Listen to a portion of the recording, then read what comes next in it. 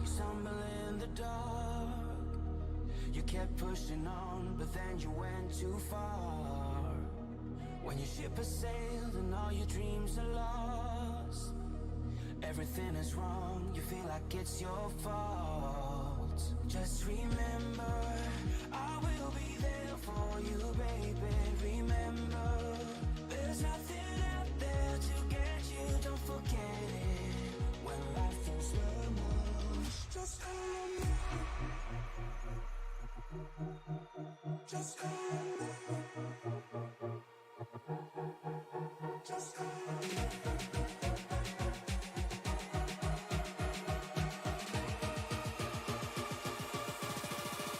Just call me.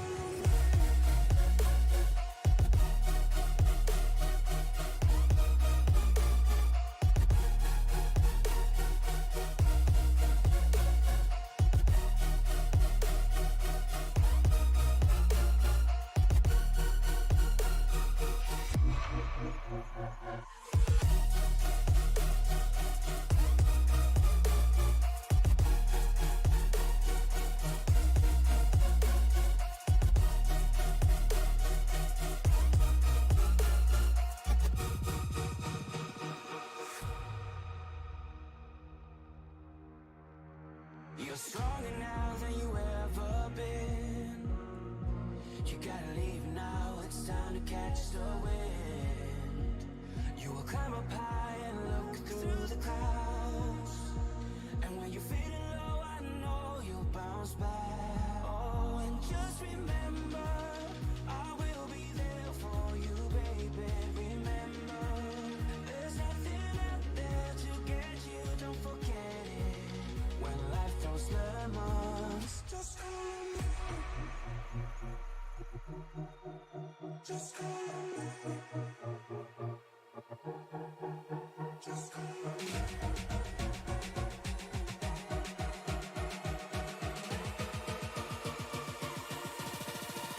Just call me.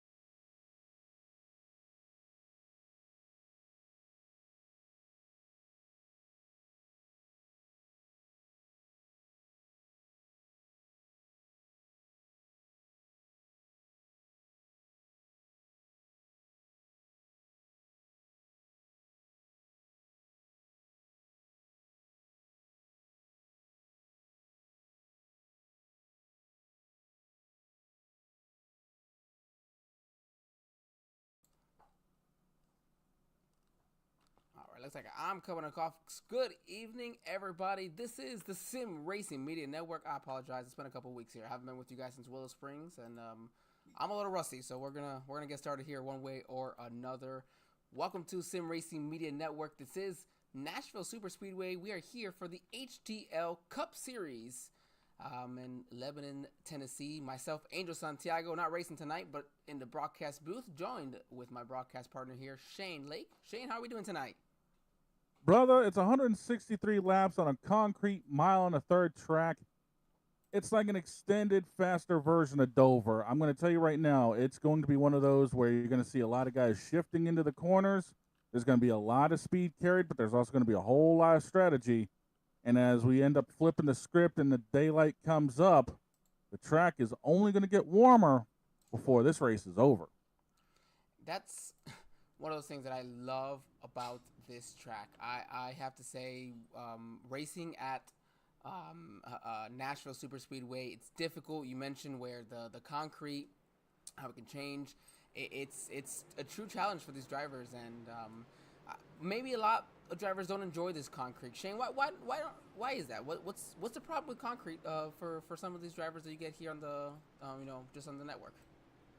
It's just a whole different animal when it comes down to grip level, when it comes down to trying to drive the car off the corner. I mean, that's why people have certain struggles at Martinsville's, because the concrete corner's coming off. You pick up a lot of wheel spin, and then it immediately hooks up afterwards. So you have a tendency to burn the tires off of this thing depending on how the setup is. So you got to be able to maintain the tires and maintain, what you're doing speed-wise, because the concrete will scrub a little bit more speed than what people think. So it's just it's a different animal altogether, just driving style-wise. And it's when we were talking before,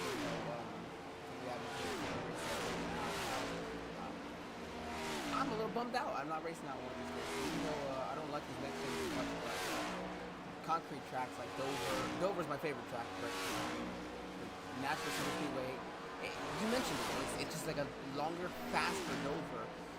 Don't maybe feel like you have that banking, but honestly, it doesn't look like it at that point. But when you're on this track, especially in 3 and 4, you feel like you got that banking in. You got some bumps, like in 3 and 4. There's a bump in 3 and 4 that you gotta be careful with, because if you're on the throttle too early with it, you're gonna wheel spin right off of it. You're gonna spin right around. It's you got those bumps almost that you feel like going into the turns in Dover, but you're kind of finding them in different areas. The concrete is so difficult, and we are going to be in the day for most of this race, it looks like, so it's going to be hot as well. Yeah, the track temp is already up to 105 degrees, air temp's right around 87, so it is going to be a hot little animal out here tonight for 163 laps. Of course, the stagers are going to be at 45 and 90, and the pit window sitting at 55 laps for fuel on the outside, so there's going to be a lot of strategy involved in this race, depending on how cautions fall, if any fall at all.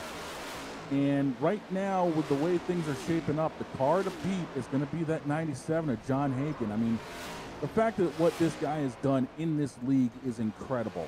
He's 1 win off of 3rd place all time, and he's 2 wins off from tying the single season record set at 7. This dude has been ripping this year. I've of course, in racing back and forth here and there in this kind of when I can. It is, you see the 4 points off of 4. That's 4. Yes, 4. And how difficult it can be. It's John Hagen is truly another animal. You're right. He's just so fast at the start of a run, the middle of the run, the end of the run. I mean, there's areas sometimes where you're faster than those other guys, so maybe you let them go by early, or that that those guys are faster later in the run, so you want to get by them ahead of time, because then you can't pass them afterwards, and how hard it can be to pass. But I think a track like this, Nashville, depending on how the driver, or at least how the car and the tires are reacting with the track itself and the track temp, you can either have 2 sides of the coin. One, you're going to have it where there is opportunity for passing, or it's going to be where it is just going to be so difficult to pass, and that track position is going to be key. Yeah, it is. And with this being the first time HTL has visited here in Nashville, there is a lot of unknowns. I mean, it's a difficult pit entry going from the concrete to the pavement. Coming off of it's going to be difficult for these guys. This is going to be a vastly different animal than what most people are used to. So it's going to be interesting to see how all this works out tonight. Let's see if I can get a different view of that pit lane entry that you were just talking about. That's the exit there. Entry, you see the one. Actually, let's see if we can get the nose. So you see, this is the one coming down pit lane. You can see how he just about lost it just coming down pit lane there. Yeah, it's just that difficult because the braking point is in the middle of the corner, and you got to dive it down to end up making pit road. So it's a very quick way to upset the car. Very quick way you are right there. We've got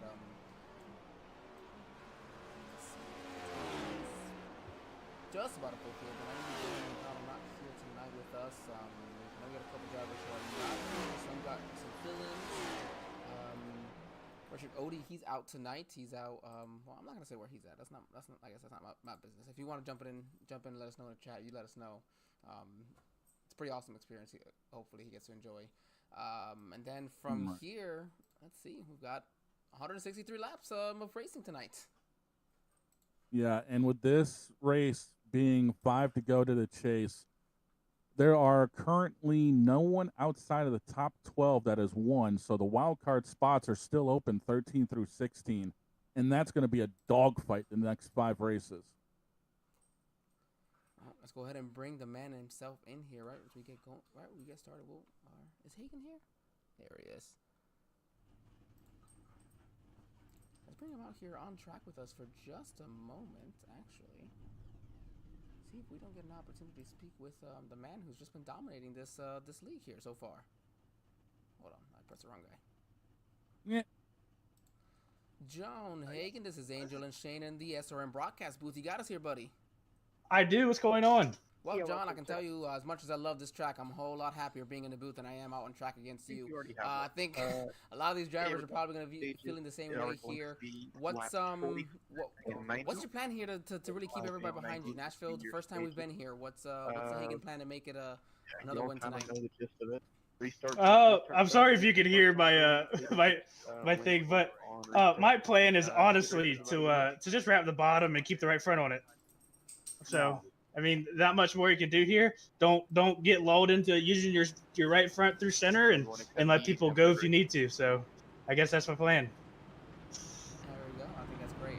I know, John. I also brought you in right when Boss Man was talking to the league and everything, so that was bad timing. But we know you know what you're doing. You got a couple wins out there. Shane, what you got for our post sitter here before we let him go?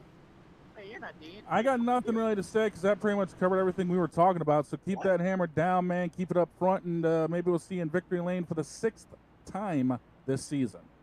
Thank you. All right, I was having an opportunity to bring in our poll sitter there to speak with him. Getting ready to go green flag racing here. And we got one more lap, of course, we're going to go around, but we want to give him an opportunity to kind of just get settled in here. He also didn't get a chance to hear whatever Blake may have said, so that way his team has an opportunity to let him know what it is. So, but Shane, as mentioned, we got a lot of laps here. Going to have a lot of drivers who are going to be frustrated after night because it's going to be hard to get around this track and really keep it in one piece. Remember, no faster pairs for these drivers, and they do still have to have an incident limit to deal with. Yeah, and it's going to be a long night for some of these people starting towards the back of this field.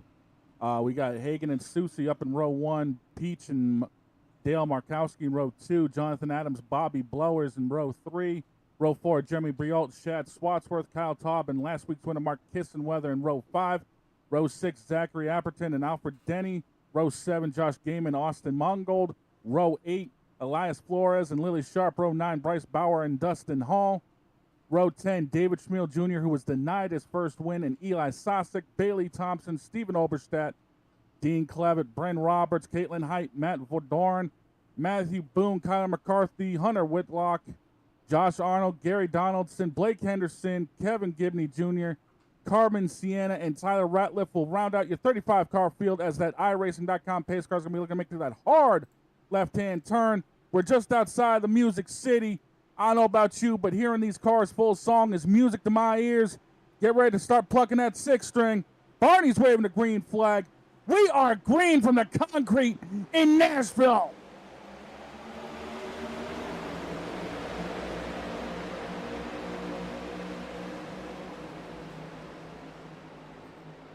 The sun reflect off of these cars, beautiful ways they do coming across. You're going to see them mostly two abreast, but you're going to see 3 wide every once in a while, as long as they have the opportunity to try to make up a spot or two.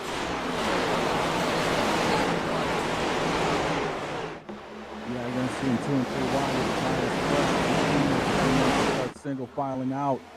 Oh, you're going to end up seeing some people. The big thing is here, how many people are going to be shifting during the runs? Because if you're going to try to save fuel, you're going to be keeping it in 5th gear most of the way. If you're not saving fuel, you're going to be down shifting through the corner, just like you would at like Pocono or even Texas going into turn 1. So it's just a matter of how people want to try to end up making their fuel run. All over the back back bumper. John Hagen, they've got themselves about an 0.8 of a second lead to third place Hunter.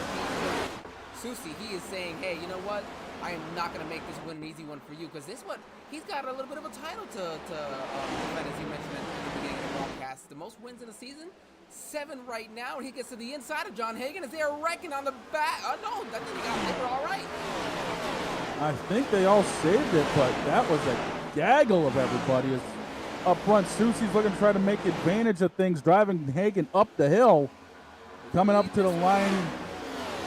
Oh, Hagen led that one, but not by much. And here comes Susie firing it in on side turn 1. Hagen's going to try to make the outside stick, but Susie's going to clear him by a couple of lengths coming off of turn 2.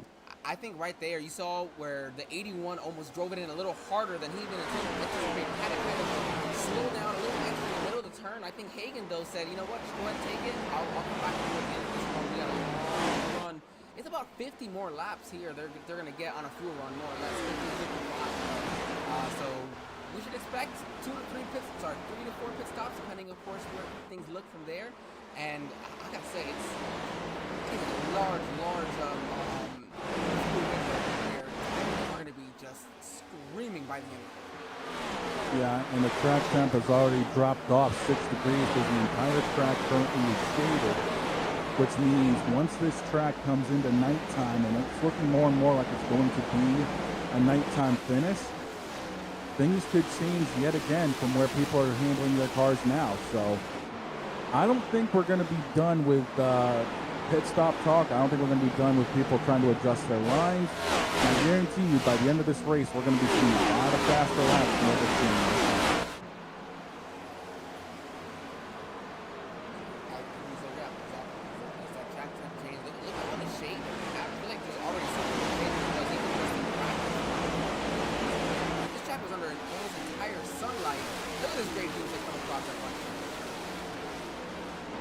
Yeah, the cloud cover is going to be playing, havoc tonight. That's going to be for sure. Because you might get a pocket where the cloud's going to be over your head for another lap. You might get one where the cloud's going to be hanging over your head for about 7 or 8 laps. So it's going to be interesting to see how this all plays out.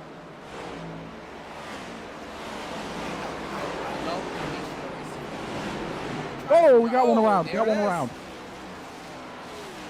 our first ultimate lead.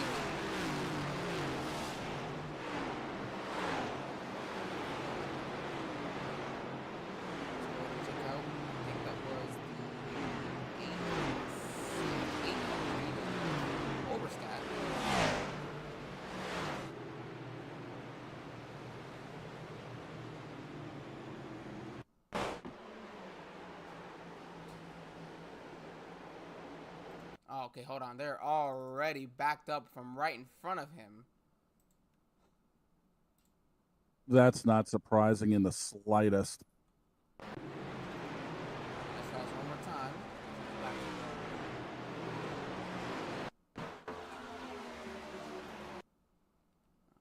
here. Oh, there it is. A 27. Bailey Thompson looks like. Did he just get loose coming? He was just much slower than. Yeah, it looks like he. Oh, it looks like he just got loose, and then the back end just started to come around. Yeah, it looks like the 28 maybe just overdrove the entry of the turn, and I think that's just what caused the rear end to get a little bit. Oh yeah, he probably had a hit in the brakes. He wasn't sure what 27 was gonna do, I imagine. And just like that, everybody just kind of piled in front, just kind of slowing down. And unfortunately, and then this wreck happened in front of him. Alfred Denny. What happened to him? What happened here? Looks like who is that in the black and purple car? That's the 33, Josh Gaiman. Yeah, what happened with Gaiman here? Sideways. Oh, he got on the throttle and just popped on him. You can see it right there. He's on the throttle. Yeah, he was on the throttle, and it just popped around on him. We're actually going to jump on board here because it looks like it was... I wonder if... He was fighting it. Yeah. Oh, yeah, look at... He was fighting it. He had it, and then he tries to throttle up again, and it just goes around. Yeah, he never had full go, and oh, man, unfortunately. unfortunate for him, for Alfred Denny. Alfred said, I qualified too good, and this is the problem. Yeah, that tends to happen sometimes.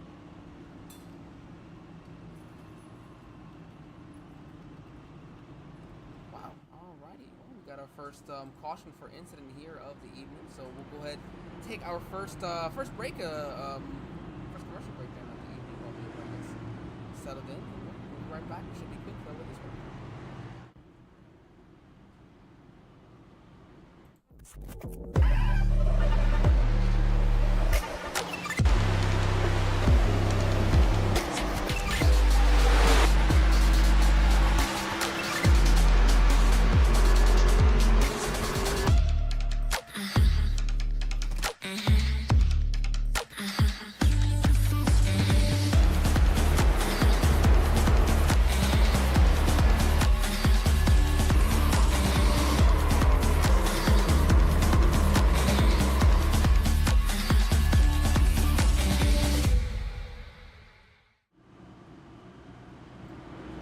Drivers lined up side by side again. We're ready to go green flag racing as they get adjusted here. We've got, let's see, competing lap 11 here, so we'll have 152. Thank you. I'm not doing math here tonight. Don't feel bad. Most everybody has issues with math on a Monday night. Oh my goodness, most people have math issues with math. Doesn't matter what day or time it is, huh? Yeah, you're not wrong there. All right, ready to go green. Drivers are up off of, or sorry, the pace cars are on and off the pit lane, off the main track. We're ready to go green flag racing. They're going to the Geico restart zone. Josh Susie and Hunter Peach. And great start for Susie. My goodness, just left everybody out in the dust. Yeah, it looks like he caught everybody napping a little bit, but, you know, there could also be a little conservation going on here because you don't have the fresh tires like you did on the start lines. You got a heat cycle in them. It's hard to get on the throttle here on the concrete as you go 3 wide going into 3. Buddy, hold on to it there, boys. Hold on to it. They're gonna hold on to it. And unfortunately, there's the opportunity once you get back on the throttle on a set of heat cycle tires, you're liable to buzz them. So I think everyone else had the opportunity to take it easy, and Susie just took clean off. Man, oh man, look at this great action. They're still going to be 3 wide. They haven't quite figured it out back here from about 10 on back. Nah, they're just trying to get everything organized right now, and they're trying to possibly try to go 4 wide. That sure as hell ain't going to work here.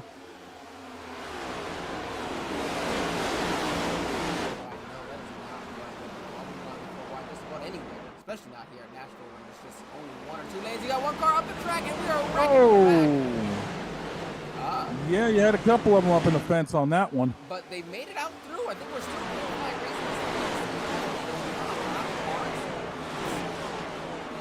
They can get going pretty quickly.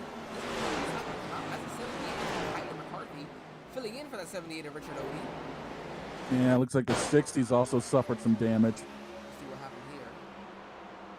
Oh, yeah, he came down. Oh. Was not clear on the 97 of John Hagan. That's what caused that. Yeah, but they were able to keep it all straight, and we stay racing. Yeah, I mean, look at it. That almost took Matt Borndren. Hope I said that right. I think that right front was completely locked up. And again, no fast repairs. So a guy like Alfred Denny, he's out for the race. Super fun 6 laps, he said, unfortunately. Well, if that was a fun 6 laps, imagine how the other 157 would have gone. That's what he said. I shouldn't have qualified so well.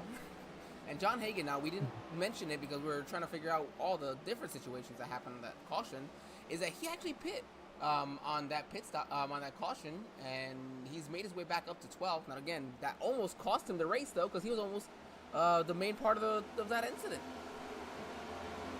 Yeah, Hagan right now, I guess, figures tires are going to be huge, and an extra 5 laps or 10 laps of fuel, that could actually be a game changer because now he only has to make 2 more stops from here, whereas everyone else is going to have to work on 3 stops.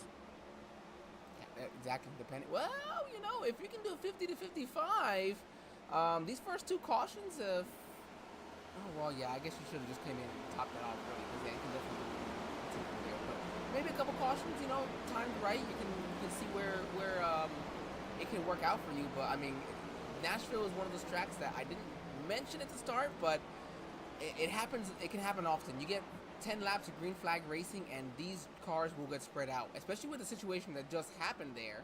See, this is the 96 of Carmen Sienna coming off of pit lane, I believe, where it's off track.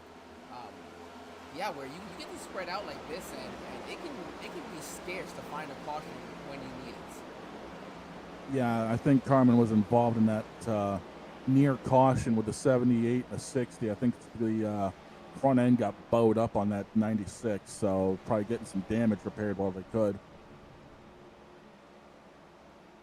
A lot of damage. Look over. I think Alfred went ahead and called it quits for the evening. Yeah, he said this car was just junk. He is done. So Alfred Denny will be the first one to the beer stand tonight. So go enjoy some beers and cheese up there. 3 wide almost again though.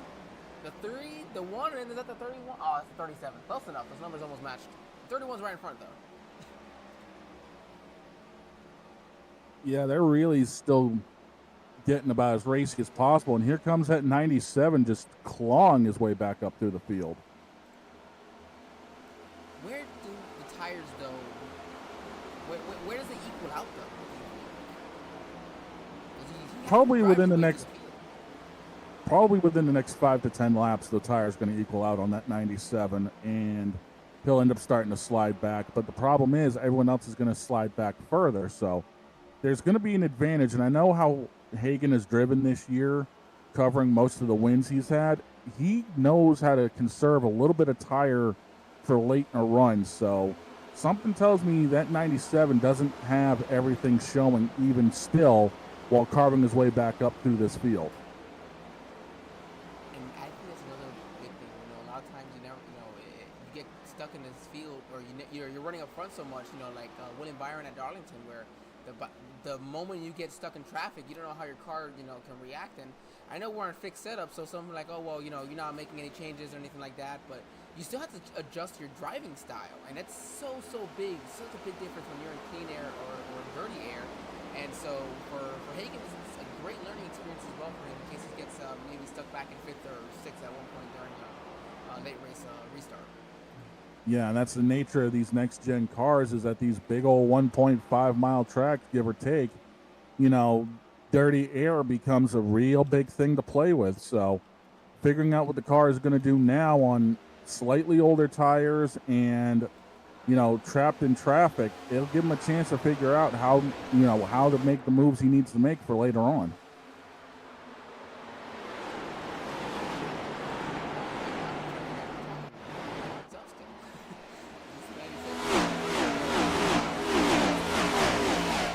And now, so he's looking to actually, with another victory, if he can get one tonight, or his next one, before Dustin Hall gets his, he will tie Dustin for third in the all-time. Trying to get to the right rear jump of Smeal, who a great run for him, I'd say. If we forget, he did not have a turn right to start the season actually. And Kevin Gibney Jr. said, you know what, I don't have a turn right now. And go ahead, I'll put him in my ride for now. And it's been a great workout for both of them. David Smith's really proven why he's a great driver up until this point. And then Kevin joined him tonight because he did find stuff as well that he got from the like he said. So he's back out here, happy to be racing, and first position as well. Not bad. Yeah, the 31 practically took it down at Kansas last week. If it wasn't for the run Kissenweather got off at turn 4, Schmiel would have had his first career win, but Kissenweather had to put a denial job on it. So, and that 62 is looking pretty doggone sharp right now.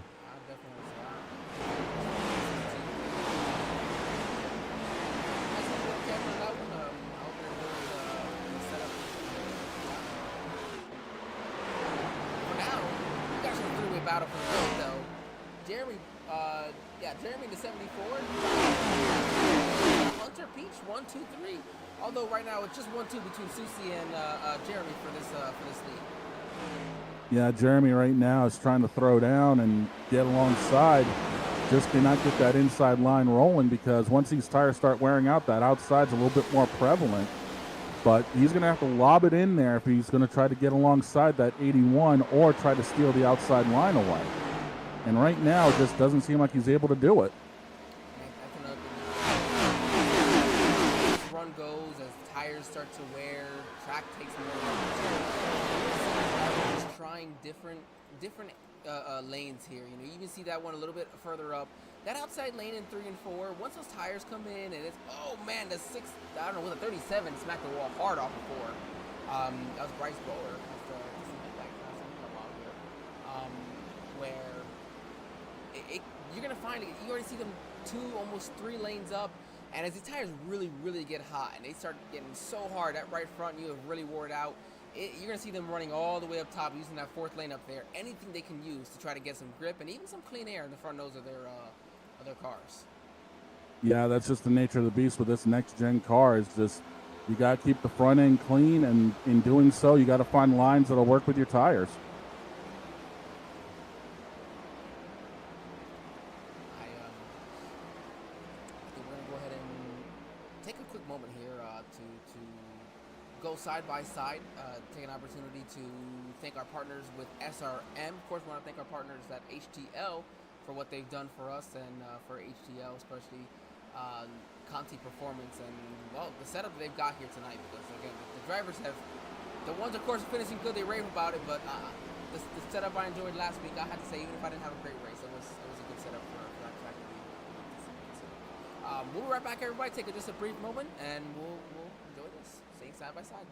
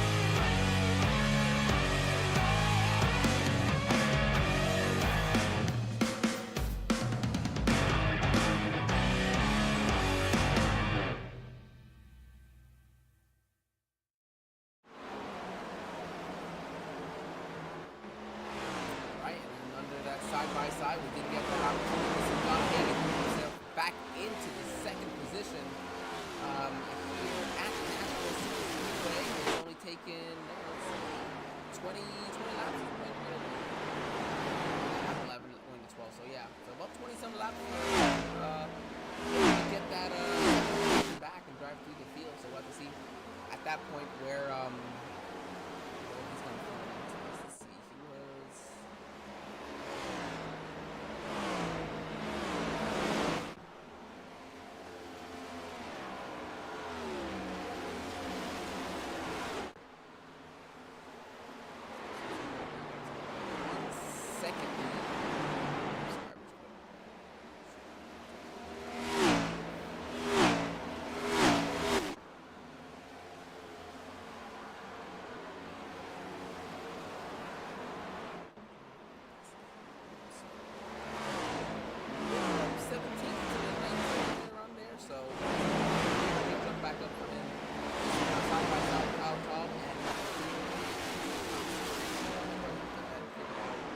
Battle though, winning for 3rd, fourth, 3 wide. David Smeal, Jonathan Adams, and Caitlin Height, 3 wide. 36 laps into this race. Great racing that we're getting here. This is 91. Gonna go ahead and just back out there. Jonathan Adams, so I'll go ahead and. I'm sorry, that was not. That was David Smeal, really sharp.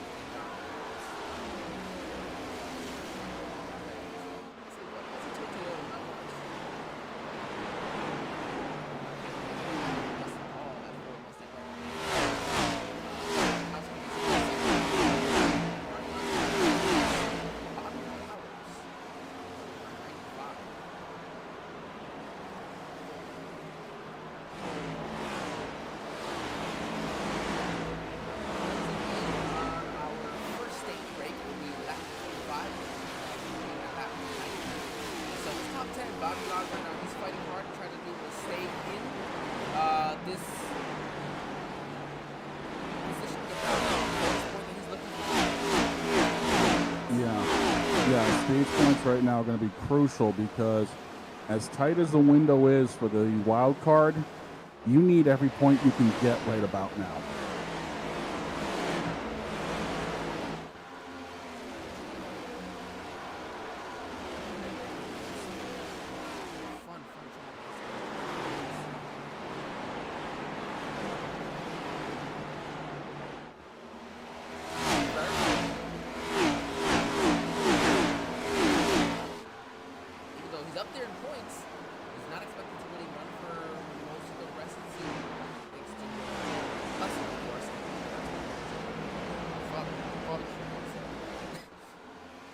Yeah.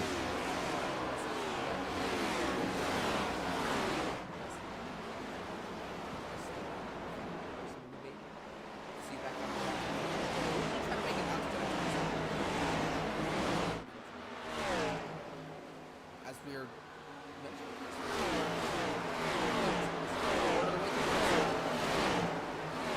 Well, you know, Nashville tends to go that way, no matter if it's a league race or if it's an official race. You might get that early caution, and then once everyone settles in, it will turn into a long green flag run, and, you know, it's then strategy gets dictated. What are you going to do compared to everybody else? You know, do you try to plan for a late caution? Do you figure it's going to end up going green the rest of the way? I mean, look at what we had at Bristol this weekend. That was your definition of an old school short track green flag run situation. Nashville has the same tendency.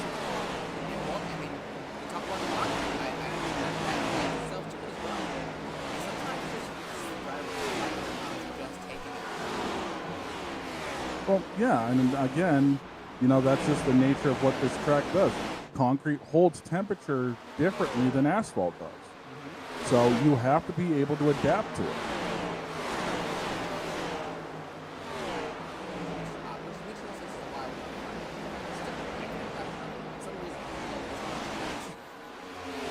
That's because you're strange, dude. I am indeed. Well, it's true.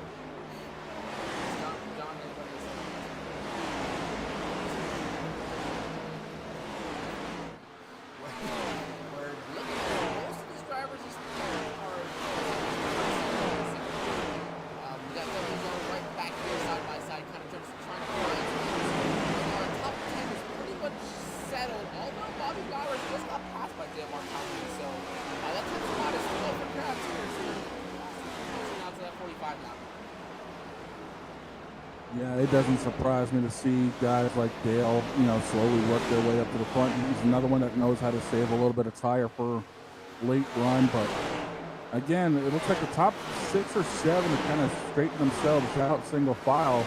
You just see a lot of the back of the top half of the field, you know, going at it. So this is where things get a lot more interesting. What makes it fun. Also, we're probably about 10 to 20 laps away from our first set of roughly, yeah. Black pit stops. You know what I mean? When you've been in it as long as we have, dude, we know what we're talking about. We might confuse everybody else, but we know what we're talking about. Right now, we sure as hell don't. And I just put the time up as well. You can see where it's about 6 o'clock sim time. So the ambient temp 88 degrees is about what it was to start, but that's going to start dropping. Actually, you see that's already dropping. It's down to 99 degrees already. That was when they were when the warm-up session was going on, it was right around 107. They took the green, it was at like 104. Already, see the dropping more now. 99. Sorry, Dale Markowski did hold off that top 10th place. Susie did hold off to have a stage win. Hagen now though only 2 tenths behind him. Yeah, and that's just how nasty this 97 car has been all season long. He came from getting a pit stop after lap 10, and it's taken him 30-plus laps to get right back up on the back bumper of Susie. That says everything you need to know when it comes down to what this track's going to hold. And this is just proving why Hagan's going to be the one to beat, not just tonight, but more than likely through the championship.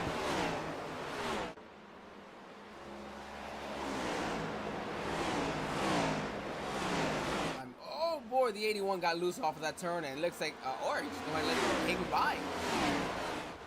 I think he got a little bit. I think he got a little bit loose with Hagan underneath that back bumper, and said, "All right, dude, you caught me. Go take it." Yeah, I don't think he wanted any more to do with that at that moment in time. He said, "Okay, you can have it from here." Yeah, pretty much. It's like, nah, I'm good. My tires are done here. You've got a little bit more rubber on you. We'll meet up again later. Just like that. Oh, Susie hits pit lane. Actually, he's gonna take advantage and hit pit lane early here. Oh, caution's come out. Oh my god, massive wreck off big the floor. wreck back there. And Susie had just hit pit lane, and this could play out in his favor, though. Really well for him, actually. Yeah, this could actually work out in his favor if he gets all four and gets out before, anyone else comes around, because everyone else right now is reduced speed. I mean, they have to. As long as he gets out before getting lapped, this is going to work out in his favor. Yeah, well, I'm just going to go ahead and stick right with him here, see if this is the case, because this would be very interesting to see if, because he'd hit pit lane and the caution was not out. Yeah, he should be good to go. Yeah, the caution happened with him about a third of the way down pit road. Here comes the rest of the cars down pit lane, so while they all hit their pit stops, let's see where this works out as to what brought out the caution.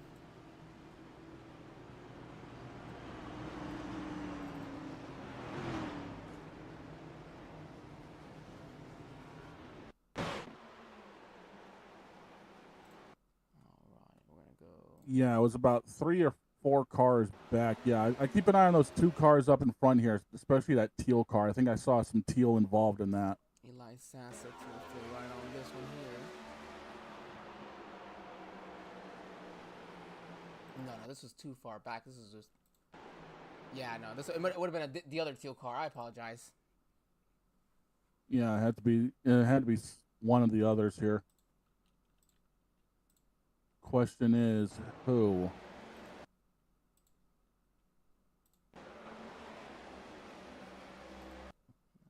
Not quite. Oh, come on, where is it? It's actually not coming up. There it is. Yes, the 78 of... Oh, well, that okay, was the 78 of Bobby Blowers. Yeah. Oh, that's not good. Looks like the 78 tried to go for a hole that wasn't there, caught the apron, and it just accordioned. Oh my goodness, and that was... And I think he was a lap down, if I'm mistaken, or if he had just come down pit lane himself. Oh, let me take a look here.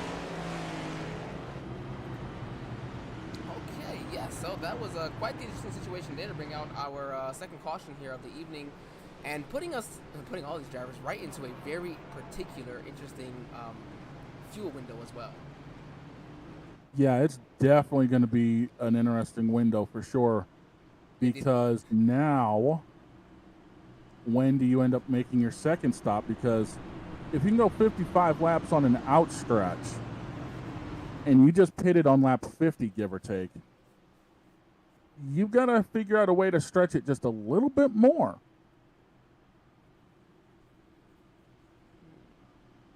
Well, yeah, I mean, and I think just based off of Susie pitting at the time that he did, I would have to imagine that the plan was still to be able to make it on one more stop made anyways.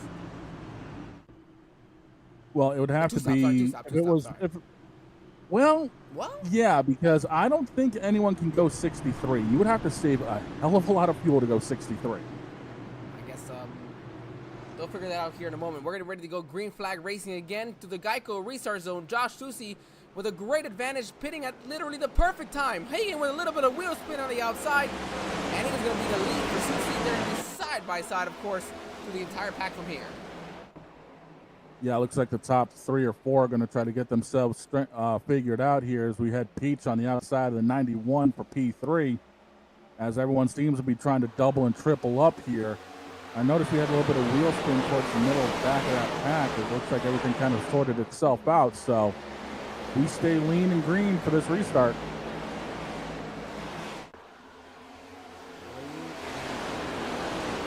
Lap 54, sorry, 53 just completed, now coming to lap 54. From here, I guess if you're Susie, you know that Hagen Cleve's got you on the long run. Susie's typically a long run driver though, so from here, all you gotta do is, I guess, defend and just save your tires as much as you can. You still got another 2/3 of this race to go. Yeah, I mean, from here out, you're looking at about 110 laps. So split that up, it is 55 a run. So, you know, this is where you really have to start getting calculated with what you know. And everybody knows Hagen's had long run cars on the intermediate speedways. I mean, every single win he has had, as it looks like we're under caution again. Goodness, yes.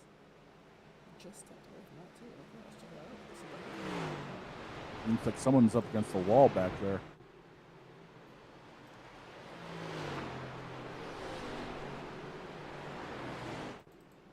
It's like Austin Mongold might be the main driver in this one. That's number 29 Chevrolet.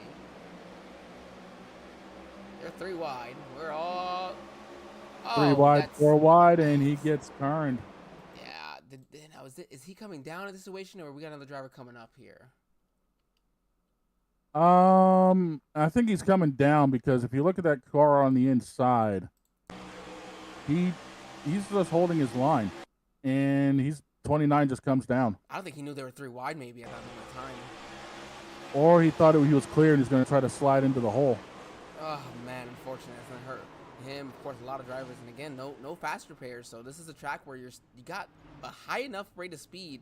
Not so much like the other concrete tracks we raced at Dover and Bristol, where you can get away with some of the damage. Here, not so much.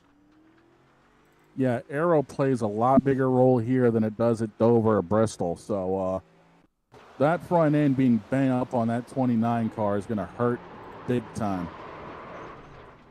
As it looks like a couple more cars going through the grass. I want to see if Kevin had a hard enough hit with and yank with his steering wheel. This is his first time with direct drive, so I was going to ask him there to see how did he let go of the steering wheel or not. The only time you want to let go of the steering wheel with a direct drive is if you know you're going to get tagged. What? Well, take your hands off it and hold yourself together like Danica used to. A lot of people joke, but I don't mind doing anything that helps keep my wrist from breaking. So, and I've actually sprained my wrist twice while racing virtually, so I get it. Trust me. Well, I mean, and so I used to race champ karts and with the roll cages, and so we weren't. Yeah. What we had to do is we had to wear the wrist restraints that went into the steering column. So you put those in before you put the steering wheel to lock in. So that way, if you flipped over anything, your hands or anything couldn't go flying out, or that's the case. And so you were already kind of limited as it was with something like that. But same situation though. You knew that even though your hands were there, your hands were so close to the steering wheel that you just let go if someone was gonna hit hard.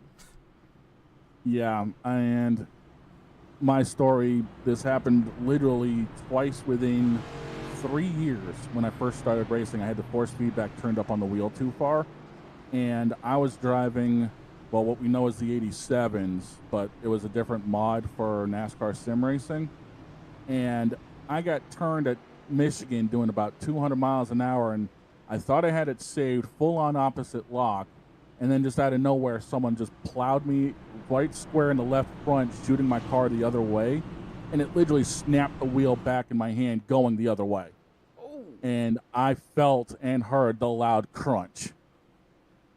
Yes. So I knew instantly my wrist was destroyed. Well, with this new pedal set that I got, I hope it doesn't do too much damage to my ankles. I broke one, and that was bad enough pain as it is. Hey, I've had an ankle sprain from a drag racing wreck. I get it. Trust me. Oh boy, man, it's always something if it's not one thing or another. But, Hey, drivers though? when you flip a drag car at $190, it's gonna happen. Pace car is off. Geico restart zone ahead, everybody. Green flag is back waving, and Susie is trying to check out, but Hagen gets a better jump this time. Looks like he's going to try to stick to the right rear, but Susie's going to clear him going down into turn 1. 60 drivers. We're going to keep it side by side. Sure, off of 2. Look at this. Everybody kind of Hagen's spread out looking there. inside. Hagen's looking real deep inside, trying to send it in on Susie, trying to force Susie to try to run that high side. Hagen can get the bite coming off the bottom. Gets a little bit loose. Oh, contact. It's a little love kiss. You still got 100 to go, though, Hagen. So that's something that you can see here in 100 laps, maybe, but not right now. Yeah, he just figured he'd cover up that 81 with a donut. See, so what happens from here is that I genuinely believe if this isn't the start of what's going to be a flag run, we'll have maybe a caution max or 2. Because, again, remember, with no fast repairs and incident limits, there's going to be some drivers already back there trying to play it super safe. And you're going to get spread out very quickly, as you can see here. And so I think this is going to be the biggest key moment to being able to save your tires on this long run, because it is going to be the longest run, and I think with less cars around, it's going to be a better opportunity for you to make up some spots as well. And some of these other drivers are pushing in here in this run. Dustin Hall, fastest lap of the day though, 30:18 right now. Dustin in that number 1 Mustang, looking like he's going to try to get back up here with the field and try to, capitalize on the speed that car has. But right now, the top 7 or 8 are single filing out. Looks like the first position's a battle for 8th or 9th. And then behind them, it's pretty well single filed out too till about 15th. So I think everyone now might be trying to just either log laps or try to be starting to set people up, because, again, you're looking at going to lap 105 roughly on a tank of fuel, give or take. So it'll be interesting to see how now this run plays, because this could just be the run that everyone just says, all right, we're just going to get laps and try to set up for the final stint of the race.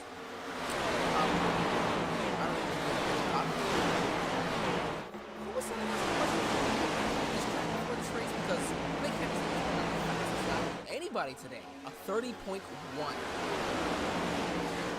Yeah, well, people can say they hate the track, and then the car's going to be like, you know what? Shut up. So does this mean that he's up 10 spot?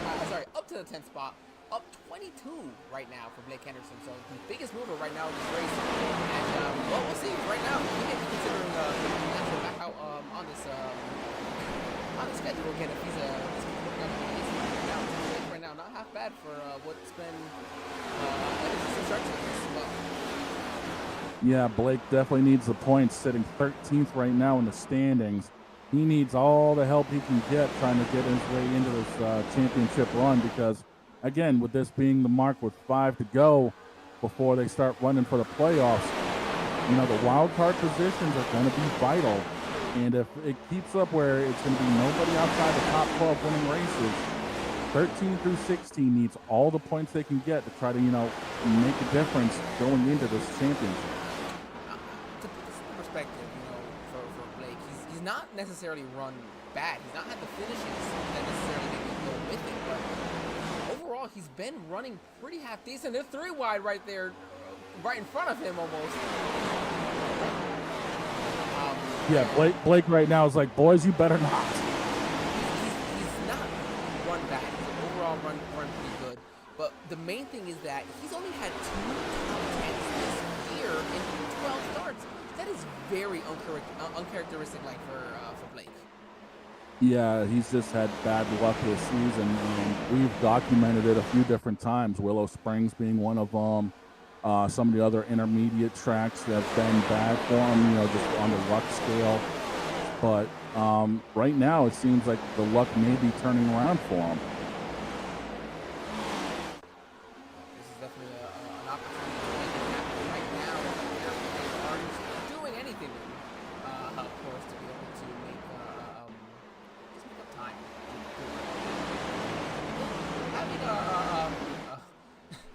this race right now where it's working out for him, top 10, even if he's falling out to a top 10, top 10 and get the fastest lap is going to be beneficial to just make the track. Yeah, I mean, a lot of people may dread this track, but, you know, if they end up putting a run together where they're inside of it, they bring the piece back in one, and, you know, they're inside the top 10 or top 15, they can be like, what? You know, maybe I can change my mind a little bit about this place. It's what I always say about a track, you know, like, just gotta make it to the end. That's all you gotta do, because you can gain so much points that way, especially because you know you have 36 cars. I mean, you have full fields, you know you're gonna gain points in such a way where you just gotta stick it out and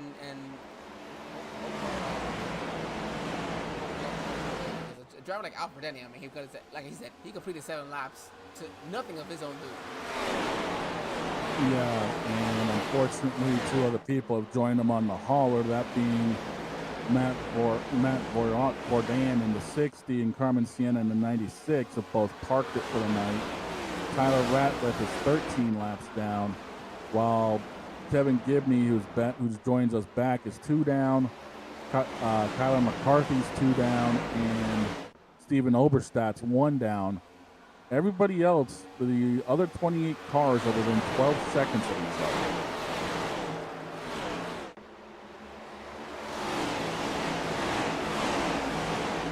And there's Blake trying to go high. I mean, that's a little too close, but you don't want to start kicking off the cushion a little bit. Just quite yet. And I'm going to put this one more perspective in here for Blake Henderson. They're going everywhere trying to make a way. He's down the crossover back under Bailey, where going into this season right now, he's an average finish of 17 points, which his average for the first 5 was less than 13. So that's just the big difference that he's had, where it's really not working out. And yeah, it's just been bad luck. I mean, having a fast car is one thing, but if it doesn't make it to the finish, it's something else. And unfortunately, he's had speed. It's just either bad luck getting involved in somebody else's, you know, incident or what have you, has cost him great finishes.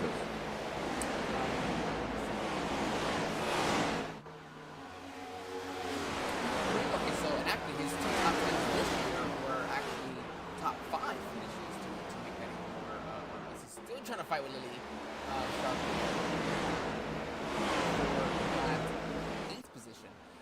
So what it was is that those 2 top 10s, they were top 5 finishes. So but before the season started,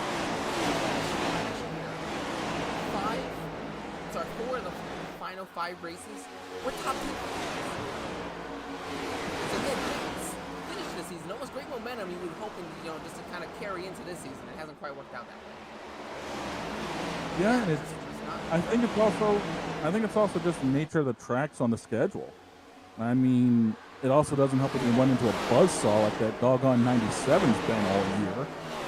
Or, you know, you got those team cars with Lady Liberty that, you know, they've had some amazing runs this season and lucked their way into a win or 2. It's just the nature of how the season can go. You can go from having a great season one year, and then it just basically falls off of a cliff the next. I think that's perfect the way you say that. Yes, that's just part of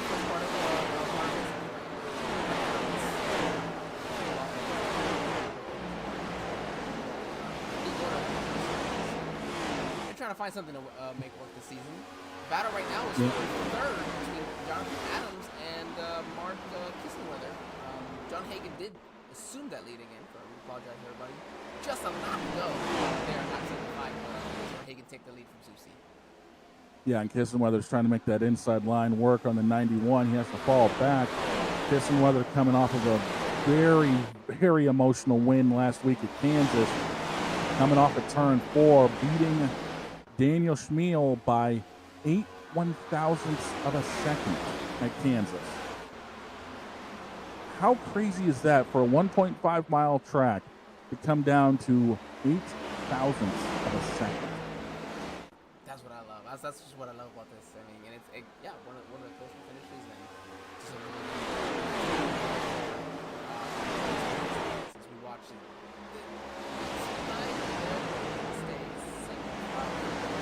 At least for that moment in time. Right now, Yeah, deep in the field. We're still kind of just here and there. I give credit though. 35 cars that started tonight, and you mentioned only two are out of the race right now entirely. And Alfred, he had his I think Carmen himself was not going to be able to finish the entire race anyways tonight. Yeah. There's only 3 vehicles out, like we said. Carmen's out in the 96. Matt Vorndran is out in the 60, and Alfred was out early in the 21. Everyone else is still rolling. From what I'm seeing,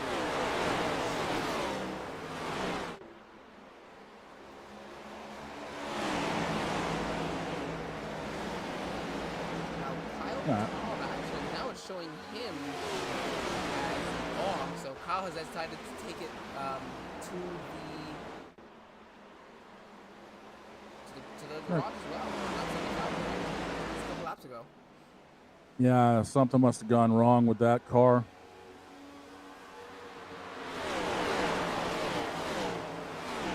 Unfortunately, if you knock the wall down a few too many times and you don't have any fast repairs, a lot of people aren't going to want to sit around for 30, 40 minutes while the toe links get repaired. Yep, exactly. And depending on how many cars with how many cars are still left in this race, it could be, difficult. But that's also why you stick it out, because you're gonna make up the time somewhere. Yeah, you do. And the fact of the matter is, this is where you also have to learn to be careful with these cars, is with these races that don't have fast repairs. Because let's face it, you get in a league that allows fast repairs and has like 2 or 3 of them. People are going to drive like absolute maniacs and not give an absolute rear end when it comes down to what happens with the cars, because, we can just use a fast repair, we're back in it. You have to learn to take care of your car when you don't have a fast repair. This is what makes it more like you're driving the actual car, is you have to make sure you keep the car underneath you. Just past the highway.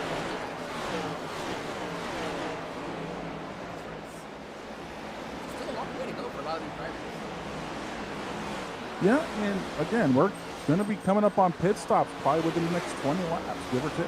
So, there's still a lot that's possible here. You talk about just making sure that all the laps, the top 4 drivers who have completed the most laps in the series this season are top 5 drivers. Exactly how you do it right here. Exactly. That's where consistency matters. That's where winning races matters. And that's where being up front matters. Because the further away from the hornet's nest you are, the better off you're going to be.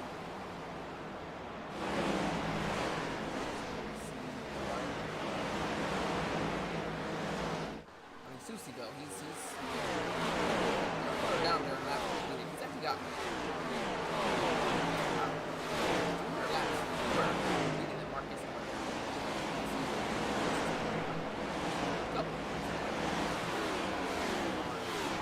So now I do say when it comes to that points battle you mentioned, John Hagan of course with a big lead, but playoffs start soon and everybody gets reset at that point as well.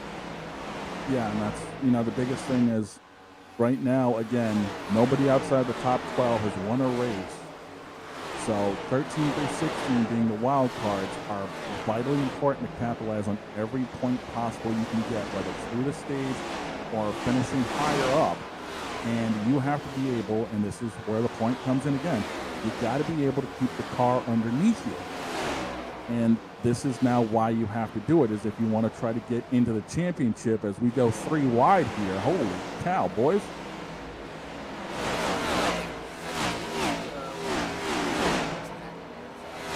Dean Clavin,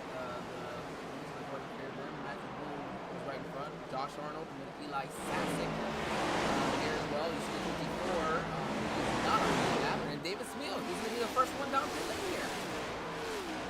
This could be a strategy move. This is a little bit early, I think, for stops.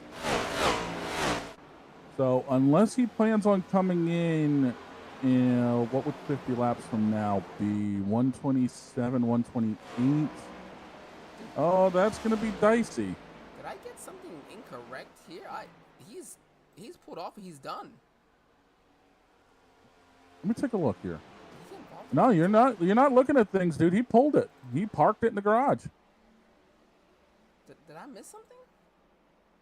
Did he get? Follow in right here on the. I don't know. Unless something happened. No, he brings it down pit road normally.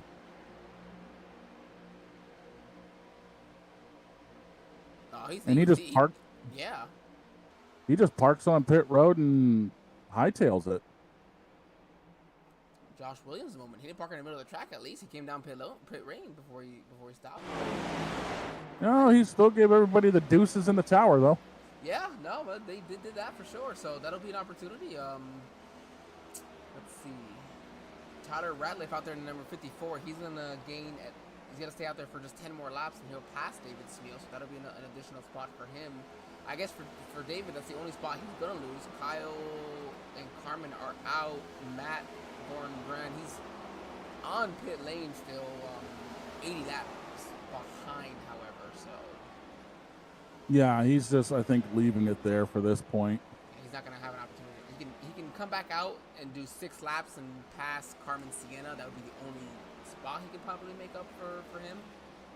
Yeah, probably. And let's see. We came out, lap 58, I believe, is when we went green. So, yeah, lap 58 is when we went green. And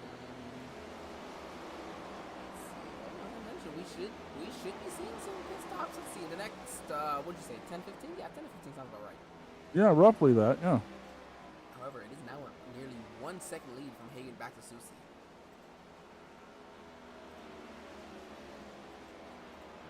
Yeah, I'm trying to take a look right now through the YouTube.com chat to see if there's any word on what's going on with the 31, but no one's saying anything about it, so I don't know.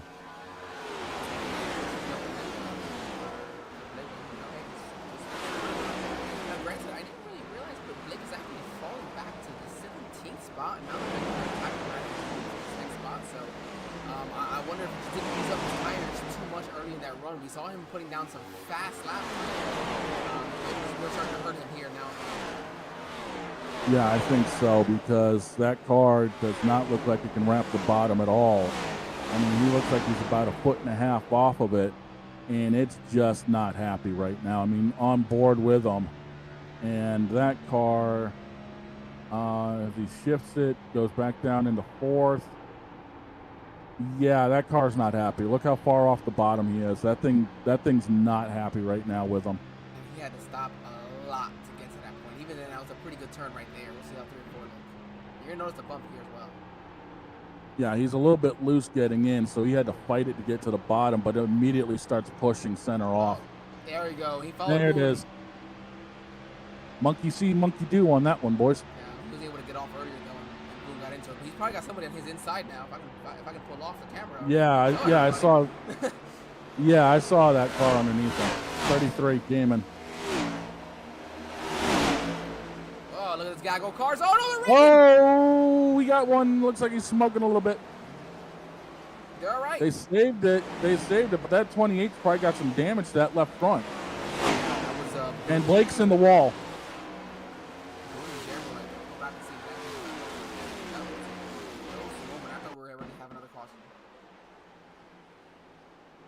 Blake backs up too hard off of 2.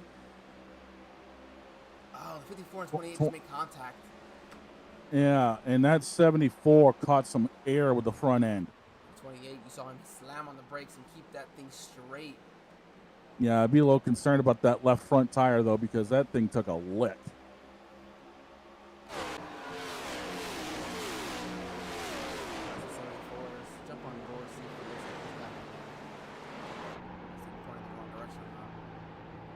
No, but he's got a lot of wheel in it. Dirty air, tires are turn hot, and it seems like front tires are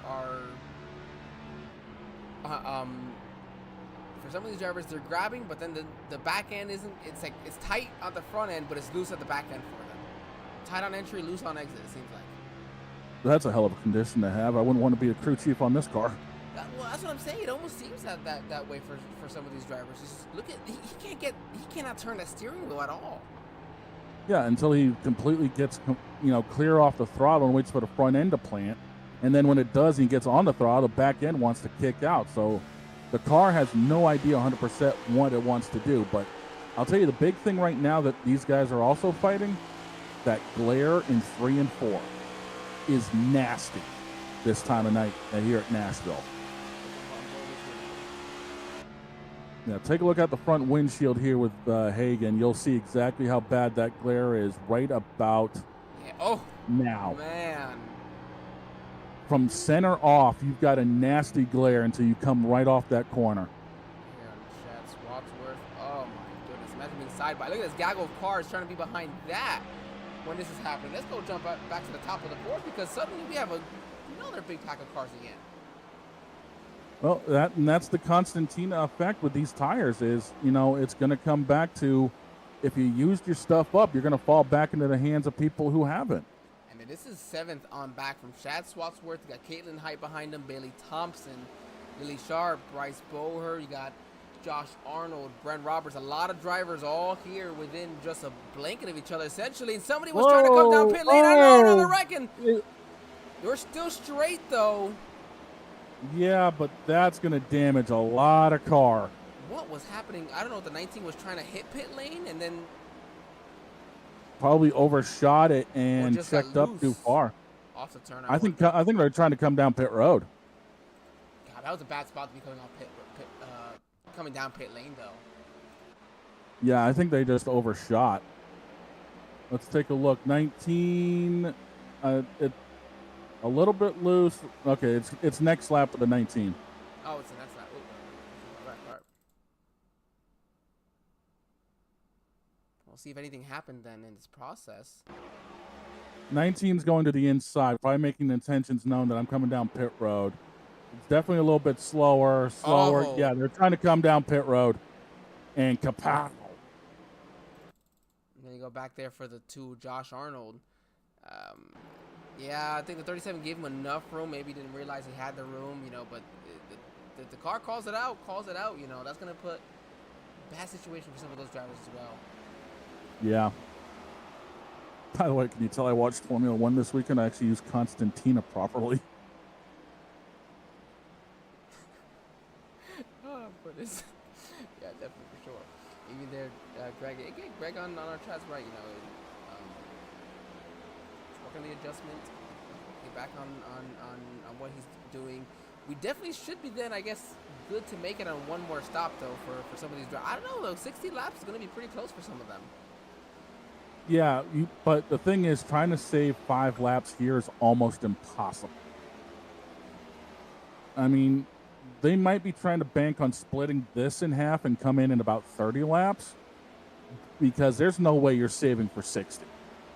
Absolutely no way.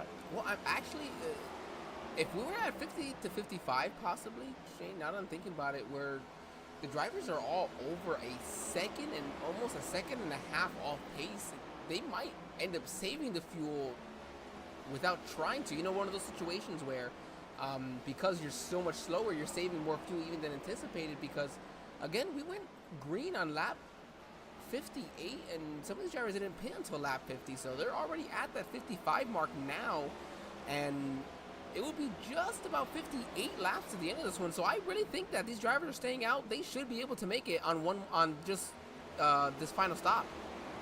Now, I don't know about the ones who already pit, though. That would be unless they for sure can make it and they just wanted to come in, ahead of time, right when the window opened. That could be a possibility as well. Yeah, I think it'd be a real stretch to go 58 laps from here. I mean, if 60 is a beyond stretch. At 58, that would be a question mark because, again, you would have to really back the pace down. And we're looking at, what are we looking at lap time-wise here? 31.41 from Hagen, 31.34, 31.95, a couple of 32s in the middle of the top 10. I mean, it would be a stretch, I think. Now, is it possible? Well, you know, anything is possible. I mean, there could be a late caution that would help everybody out, but I think 58 laps would be the biggest stretch. I wouldn't see 60. But yet again, that's why I'm up here in the booth and not on track yet. I'm looking to do that later on this week. But still, the point being, I don't know. I mean, it's going to be close. What's your race later on this week, buddy? We'll wait and see what happens. I've got to get my mini computer up and running. I got a friend that sent up a thumb drive that I got to install on the system. I've got the full-blown terabyte hard drive in the thing, so just install that, throw iRacing on there, and figure out a game plan. I'll probably run a little bit of the lower tier stuff just to kind of get my feet back into the pool before trying to go, you know, a little bit deeper. But I'm hoping to try to get a few runs at Talladega. Hopefully I can avoid Alan Bergen in the race this time. Well, I don't know about Yes, yes, I'm still bringing that up because it's how I got here about a year ago. Holy crap, has it really been a year? Marcus and Weather Justin Hall, they make their way down pit lane for today. Yeah, I think Hagen's probably going to stay out another 5 laps or so. I mean, I could be wrong, but I wouldn't be surprised to see him stay out another 5 laps just to get that insurance. I mean, and he's a better car in the long run anyway, so. I was wrong, like always. No worries. He's in now. Yeah, Hagen's probably listening to the broadcast like, shut up, I got to change this up now. Like I can't let you guys know. I think that you know what you're doing. Actually, yes, your anniversary is a week from today with SRM. Go figure. Go figure. So next week, And I'll be here broadcasting for these guys. Yes, sir. We'll be right back here on the Sim Racing Media Network for the HTL Cup Series next week. Which, well, I guess we're already talking about next week. We'll I'll at least throw out that teaser for everyone. We head out to New Atlanta. That's going to be some fun racing for these drivers, and I think Blake will be happier back there soon. Once again, I end up calling a restrictor plate style race. My debut came at Talladega in a restrictor style race with Gen 7 cars. My anniversary comes with a restrictor plate style race with Gen 7 cars. Figure that one out. There you go. That works out pretty well, doesn't it? Hey, you know what? And it's, of course, after Talladega yet again. There you go. You see? You're getting it right. Yeah, that is right. Yeah. Oh, well. Let's see. Talladega, are the officials at Talladega next week? Is that what it is? Or this week? I believe so. Because I think the officials this week, I'm not sure where the Cup Series is, but Xfinity and Truck are at Rockingham. I may end up grabbing a truck race or two out of Rockingham because I love that track. I'm probably going to do the same here. Test out my new pedals in the same week. I love me some Rockingham. Which, HTL's had a couple races there to go back. My best finish is second. Yeah. In HTL, I think it's Rockingham. It's my best finishes. I'm not worried about that because I'm in the booth. Josh Arnold, your leader, going to finally come down pit lane here. You know, he was involved in that incident with the front end damage for him. Dean Clavitt in the number 17, he's still out, going to go ahead and get himself a lap as well. He's one of the drivers that we talked about. He's kind of on the verge of making the playoffs possibly. Yeah, Dean needs a few extra points as well because the window underneath 16th is also really tight. So there's still a lot to play for in these final 5 races, and strategy could end up being the big key here tonight to try to end up moving your way up and down. I mean, consider this like Masters Saturday. It's moving day. You got to be able to move today. You got to be able to move next week. And then you got to cement it the next 3 weeks to try to make sure you stay there. I mean, in that lap led, I mean, so he was about 20-something points out from the wild card area before coming into tonight's race. And as a reminder, with 3 races left, he was really not planning on running full time this year. But you know, he got 5 top 10s to back it up, and it's kind of worked out where he's in a possibility to make these playoffs. And then Alfred Denny, look at him. He was coming in only 10 points out of this wild card, and then a last finish is really going to hurt that opportunity for him. So we've got a lot of different scenarios. David Smeal, he was 11th coming in. You know, there's going to be some Points lost. Tucker Sawyer, he's a 995 tonight. Bryce Bowers is, so Bobby Bowers is. Bryce is tonight. So there are a lot of things happening right now. Matthew Boone not having a great race. You know, Meredith is out. Adams is the only one in that wild card spot, running 6 where he started, doing a great job of trying to make up points. Well, not just him, but Blake Henderson's in the wild card spot as well. And, you know, he's been up and down this lineup tonight. So, you know, if he can bring this thing home top 10, you know, that'll be a great day for him, and that'll actually pad what he needs in the points. Big break for him. And just then, Mark Kissenweather and Hunter Peach was put down their fastest laps of the day, and Mark Kissenweather put the fastest lap of the day at all, a 30.05. Wow, that's fast. No, that's telling you these things have more speed, and once these tires are up to temp, I mean, right now with the stickers on them, they're going to be fast. Track temp has come down even more. It's down to 93 degrees right now, where we started at like 104 when the green flag hit. So an 11-degree difference on concrete means the world. I mean, again, look what we had at Bristol. They had chilly weather for practice and qualifying for the Cup cars, and the tires were getting beat all to shreds. And then the temperature goes up 15 degrees, and these guys can run 200 laps on a set of tires. Exactly. And nobody can argue the fact that this is a different tire because you saw it from Saturday, just from one day to the other. Exactly. This was the same tire they had last year in the spring and the fall race. And spring race, the thing got chewed all to shreds because it was a cold day. In the fall, under the lights, it was still about 65, 70 degrees. The tires held on for 200 laps. So there you go. It was about 66 degrees, you know, during the race yesterday. And the track rubbered in perfectly, just like it always does. Makes You know, that's the craziness of the concrete, and that's the craziness of the Goodyear tire. And that's why everyone wants to say so many bad things about Goodyear that, again, it's impossible. Oh, we got a caution. Oh, and of course, this changes everything. 43 to go. 44 to go, I'm sorry. 43 now. Let's see what happened with this caution that involving the 33 of Joshua Gaiman. It looks like maybe the 20. Oh, the 54 just stopped in front of him to come down pit lane. Yeah, oh, and then my goodness. That hurt. Wow. Oh, that was right in the door. That was literally right on the numbers. It's a good thing I don't broadcast this in my VR because that would have been not a pleasant sight. I've had a few wrecks in a friend's VR that have made me actually sick before, so I get it.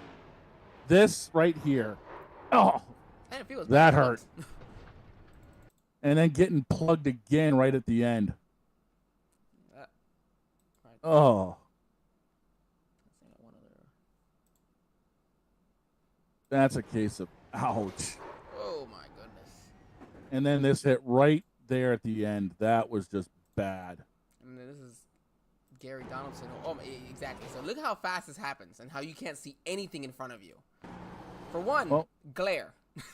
Yeah. He's got the glare. He's still full throttle. The moment getting ready to head into this. The glare goes away. Is the smoke? He's got the steering wheel all the way to the left, and then just nothing you can do there. Yeah, he's hard on the brakes, but the thing's just not slowing down. Well, remember they're on old. I'm not necessarily on the oldest tires at that point, maybe, but they've suffered already with their tires as well by then. So, but I tell you, it works out for some of those drivers who just hit pit lane a couple laps ago. Dean Clavitt, Eli Sasek, Elias Flores. Those two drivers are going to go ahead and stay out, having all pit within the last 10 to 15 laps. Yeah, they've probably made their bed, and they're thinking this is the only way they're going to be able to do anything is staying out, and just hope to God they don't get gobbled up too far by the cars on fresh tires. Let's see here.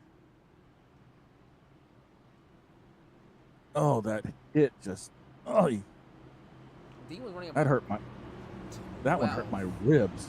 To 13th when this caution came out and he had to stay out. So we'll see works out in their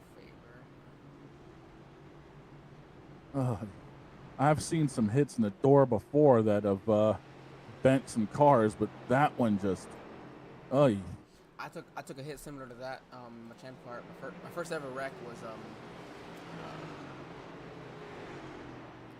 I got turned and just in front of somebody, and there's nowhere to go where they were going, and when he hit me directly at my on my left front, to the point where it snapped the spindle off. Like the spindle was still attached inside of the wheel. rim, and it was inside my wheel, and it was flying down the racetrack at Auburndale, and I had something similar to that with the drag wreck. I didn't know it at the time, but we actually, when I took off because we were testing the car, when I got on the throttle, I actually fractured the axle, but it held together long enough to get through the run. And as soon as I went to hit the button for the parachutes, the axle finally came apart, and it was still stuck halfway in the right rear when the entire thing separated and I started flipping. Literally, the right rear plus half the axle was rolling down the track as I got out of the car. When I got hit, it was going about 60 or 70 when he hit me, and I felt that one. But we're going green flag racing here again. Oh, we're just trading old war stories during caution, everybody. Don't mind us. Don't mind us one bit. Dean Clavey, he's got the lead. We're restarting here with 40 to go. I'll have that correct this time here. Yeah, going to have a 40-lap shootout with these tires, and can Dean hold everything up? Because right now they are 4 and 5 wide behind them. Hagan and Susie are going to try to make quick work of everyone that's on the older tires. Now it's going to come down to a battle of if Dean can hold these guys off long enough to try to get everything equaled out, because everyone's going to have a few laps on them, and I think we might have a... No, we don't have another... Yeah, now we do. I saw the way now we do. Adams was, and I said, there's no way. Oh, they're big. Oh, they're still stacking up. Wow. 27, Blake Thompson hurt.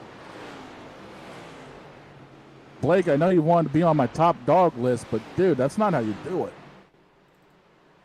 Let's see here. Where did this start? Right up front, a little further, that other teal car. Yep, and that's the teal car that I thought you mentioned earlier, which I got. Yeah, it looks like it's Sosik and Peach. Yeah, so this is the denying a Sasek. He's gonna get. Oh, hold on, that's not gonna be the view that I want. Here we go. And it looks like. Oh, I mean, he's I don't know. The 20 is. Yeah, let's take a look. Is there different? Oh, yep, netcode. That's got to be over nearly 2 feet of netcode at that point, and nothing Eli can do. He's stuck on his teammate, and there's wrecking back there from that point. Yeah, Eli overcorrected, bounced off of somebody else, and then the whole. What was that by the 28? I think the 28. He's trying to avoid somebody. We're gonna go jump in front of him now, so that actually shows it. Let's take a look. Oh, I don't know. Yeah, he's got somebody in front of him. He gets down, turns a little bit more, and then just clobbers Caitlin in the 3. And then he just ends up getting cleaned. Yeah, this is Bailey Thompson at the 27. You just mentioned nowhere to go for him at that point. Almost good through. Oh, and the 60. Oh, and so Kevin. The 62 got him. The 62 got him and forced him up. He's trying to avoid what I assume then is the 28 coming up suddenly out of nowhere. Oh, man. And then it just turns into a complete, destroyal. It probably wasn't as bad for 62 as it could have been, but definitely wasn't. There's a lot of cars that are going to be on pit road for a while because this wreck is going to damage a lot of them. Well, right now, your top 10 is the only one that's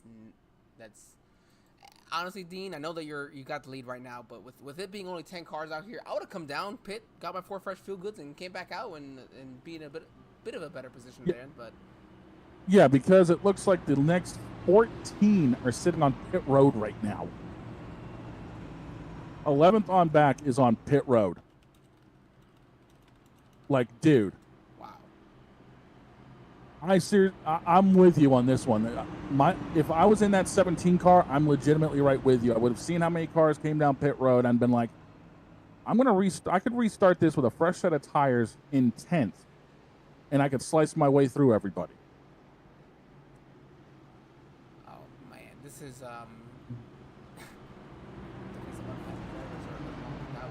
and it could also be, hey, he's the leader. He doesn't know what everybody else is going to do as well, too, you know? It's opposite of what everybody else is going to do. 26 laps to go, give or take. Well, 36 laps to go. 30, yeah, about 36 laps to go, yeah. I would have came down and got tires. If I had a set left, I would have came down and got them. I have to believe everybody got a set left because overall, we've not had enough that I feel like had to. Let's see. They were gifted 5 additional. I think it. Yeah. Yeah, and there's only been, what, 2 or 3 pit stops for most of these guys? I can see where this is going. With 36 laps to go, we've seen a difference amongst tires of just 10 laps. He has pit 4 times. He may only have 1 more set, and he may just be saving it if there's a final, maybe, 15 to 20 lap run. Yeah, but you can't always bank on that. Most everyone's got a set or 2 left anyway, so I mean, you're kind of damned if you do, damned if you don't. It's time to start playing the cards. That's true. But hey, if you're the leader, they're also going to do the opposite of what you are as well. Yep. They're going to get ready to go green. They're going to the Geico restart zone. Dean Clavin on the 17, he's got the point. Up and through the gears, that outside, man, I'll tell you, if you get a late green right checkered, that leader's going to have a great opportunity because the outside just does not get a good run here. But Susie, great run there through 1 and 2, it almost looked like. Yeah, but I think Susie lit the tires up on the restart, and he's going to end up dropping back to 3rd behind Kissenweather. Now, there's a name we haven't been calling out much this race is Mark Kissenweather. Can he do anything with that 12 car to try to get around Dean early and set sail? He's got fresher tires. I mean, everyone behind Dean has fresh. Dean throws a block. Oh, we got another one up in the wall here on the front stretch. Hagen and Peach were battling hard, and I think somebody put somebody in the wall there. Oh, it's Hagen. Hagen's the one with damage. He is not. Oh, Hagen has to have damage. There's no way. That's a bent right front. Yep. That is a bent right front because he hit that wall. Oh, God, he hit that thing hard. He will not be defending. And just like that, you see how quickly the guy who dominated the race can have. Well, Susie's really dominated this race. They didn't get past Dean. Dean's right there in 3rd. And let's also remember, not only the fact that Dean has somewhat older tires, he's also not necessarily been running up front either. So he's not really shown the speed to be up here. So this is the first time as well, maybe with some of that fresh air, some clean air to the front nose of his Ford Mustang to see where it goes. But right now, it's a Chevy Toyota battle. Yeah, and to your point, it's also mentality. You always drive differently in a pack than when you do whether. Exactly. Oh, that's a caution. That's when I heard the skid. And Susie hit just with the fastest lap. Oh, I'm so sorry. I cut you off again. No, you're good. The thing is, you always race differently in a pack than when you do when you're up front or single file. So, maybe Dean's got something in that 17 we haven't seen yet. And I love that you said that because guess who just put his fastest lap of the race before that caution came out? Dean Clavin. So, tires seem to be just fine. Well, once again, this is a fact that the track is cooling off. It's now down to 91 degrees. So, we've already dropped 2 more degrees in the last, 15 minutes. It is getting faster. And there goes the 12. 12 said, no, I'm good. Trying to bait people. There's going to be a few other people coming down pit road to get damage fixed. Let's take a look and see what brought this caution out. Yeah, let's go ahead and see this caution now. So it looks like a lot of cars that were damaged in the last couple of cautions are coming down pit road. Let's see here. I think I had seen it was a 47 Hunter Whitlock. Now let's take a look and see what's going on. Oh. Yep, he came down. Peach got him. I think he saved it. Just as Peach was you see, Peach got loose right at that moment in time. Look at. Yeah, he's also taking a much shallower angle into turn 3. So what happens here, I can only imagine, is that with the 47 being up there, Hunter got loose into the corner, and right there, you're not expecting the 47 to come down. And so if he's loose into this corner, he can let it, kind of just glide up a little bit. You know what you would do? Just not overdrive it to overcorrect it, but just try to kind of let it settle itself back in. And it almost looks like that's what he was doing until the 47 came right down at that moment in time, and it just caused that. Yeah, and then he gets sideswiped by the 1 and stuffed up in the fence. Nowhere you can go at that point in time.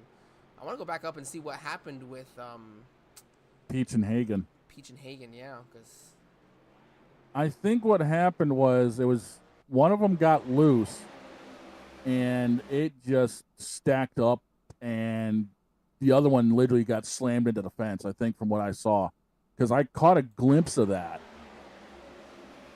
and it was Hagen in the fence is the biggest thing I saw. Yeah, there it is, right here. Okay, right here. And there's your contact. Hard racing, and did the 97 come down to try to side draft as the 20 came up, and then that's just all she had? Let's take a look.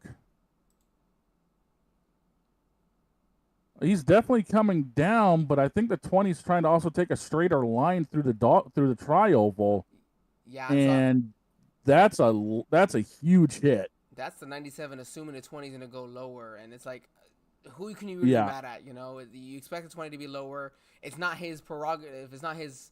He's not required. No, it's his line it's his line he's holding, and the 97 just came down and doored him. And unfortunately, it shot him straight up the track and bent that right front tie rod.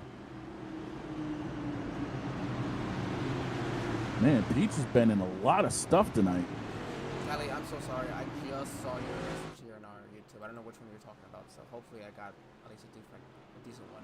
In the last one, going green flag racing again. They should ask me for a different camera angle, I guess. But right then and there, got a great start for Kissenweather. Dean Clavitt gets a great restart on the inside. I'm telling you, that outside, just second place, did not get a good run, because Susie, as fast as he's been, did not get a good one. Kissenweather's off to a great start. Susie to the inside now. Dean Clavitt looking for that second. Yeah, this is going to open the race up big time because... Oh, Susie's super loose. Susie's losing it, and there goes. Oh, there to go. 91 hooked into the wall. Massive damage for Jonathan Adams. I don't know if Dean Clavitt... Oh, Susie gets turned further. We're still green. How is this not a caution? I am genuinely stunned. I mean, 91 Jonathan Adams, I'm sure he's... That 91's killed, and Susie in the 81 got turned. How are we still green right now? Sideways to the front. We got to go back down and see this. And this is... Now remember, there is no race control for these races. This is all iRacing-based cautions. I am stunned that was not a caution with iRacing. And the 91 is parked. 91's parked on the pit exit. Wow. There's got to be a yellow thrown. Nothing's unbelievable. What? This is unbelievable iRacing. All right, we're gonna. We've got to see what happened here. Yeah, we're gonna go back to at least where we need to be. Hunter Peach, though, even with everything that's happening, he just put down the fastest lap of the race as a whole, a 30.01. Again, you talk about track temperature changing. Less than 30 to go. Kissenweather 1.3 seconds, so we still have some tire saving to do here. As these guys are now mostly single file, a battle for the 11th spot, Elias and Josh Arnold. But now they've got this figured out, mostly single file. Let's try to figure out what here happened because wow. Well, we got another one in the grass. That's Mongol. That's 29. 29 bounced off the wall and went sliding through the grass. Do you remember when Mongol was sideways in front of multiple cars and looked like his night was over and he's sitting here running for a top 10 still? Well, this is the other thing about concrete tracks. Look how many crashes happen at them, and look at the guys who can actually repair their cars and actually get back into it. Back over. Situation. Man, we talk about how a driver that's in that wild card and how this really hurt him as well. Yeah, that whole thing happened way up front of all of this. I mean, there you go, right there. There's Adams. So all was you got Susie Dean with loose. Start with Susie getting loose. He corrects. He ends up bouncing up off of a few cars, and wow, that attack angle into the fence. We had to go. Did he try getting back on throttle on the? Oh, nothing. I don't think he lifted. No. I don't think he lifted. No, and he just knocked the entire front end off of that car. That was nasty. And somehow, through all of that craziness, we stayed green. Ooh.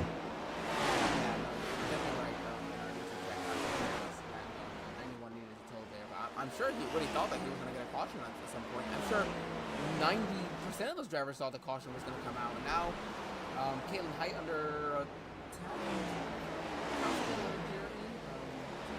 Yeah. I'm pretty sure everybody and their brother who's watching this thought there was going to be a caution. But, jeez. I think the only one who didn't want there to be a caution was the 12, and right now it's playing out in his favor because now he's still got that coming up on what? Well, now it's down to 2/3 of a second. 21 to go, yeah, and Peach is catching him. Peach is, Yeah, Peach is reeling him in. He saved his tires. This is going to be one of the you might have just these two here. We're going to kind of go through this top 10 because we've not had a lot of these guys talk about much. Peach, Dustin Hall's there in third. Lily Sharp recovered for fourth place right now after what happened to her in this race where she just got covered. Back end of that thing was jacked up. You got the boss man. You got Bren Roberts and the boss man Blake Henderson battling for 5th and 6th. Eli Sosik in 7th. Dean Clavitt, after starting up front before all this craziness went down, has recovered to 8th. Josh Arnold up 21 positions to P9, and Shad Swatsworth is in 10th. Just noticed Brent Roberts. That is a name that I have not seen here in quite some time.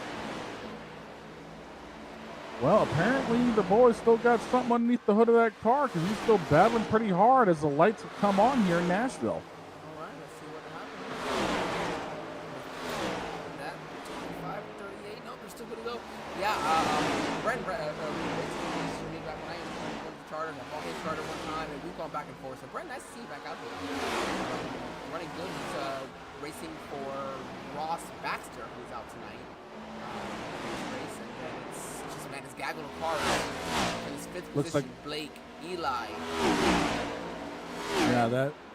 Dean and Josh Arnold. So, 5 cars all under a Blake in here. Yeah, Bren's car reminds me of one of the old Levine cars from back in like 2011, 2012, the red and blue. Yeah, you're talking, the Levine family racing car. The 95. Yep, that would have been Michael McDowell. Scott Speed, I know, was in there among a few other drivers because they rotated, that car quite a few times. I guess when they did have finally a full-time driver, it was Michael McDowell. And Yeah, it was McDowell in that thing.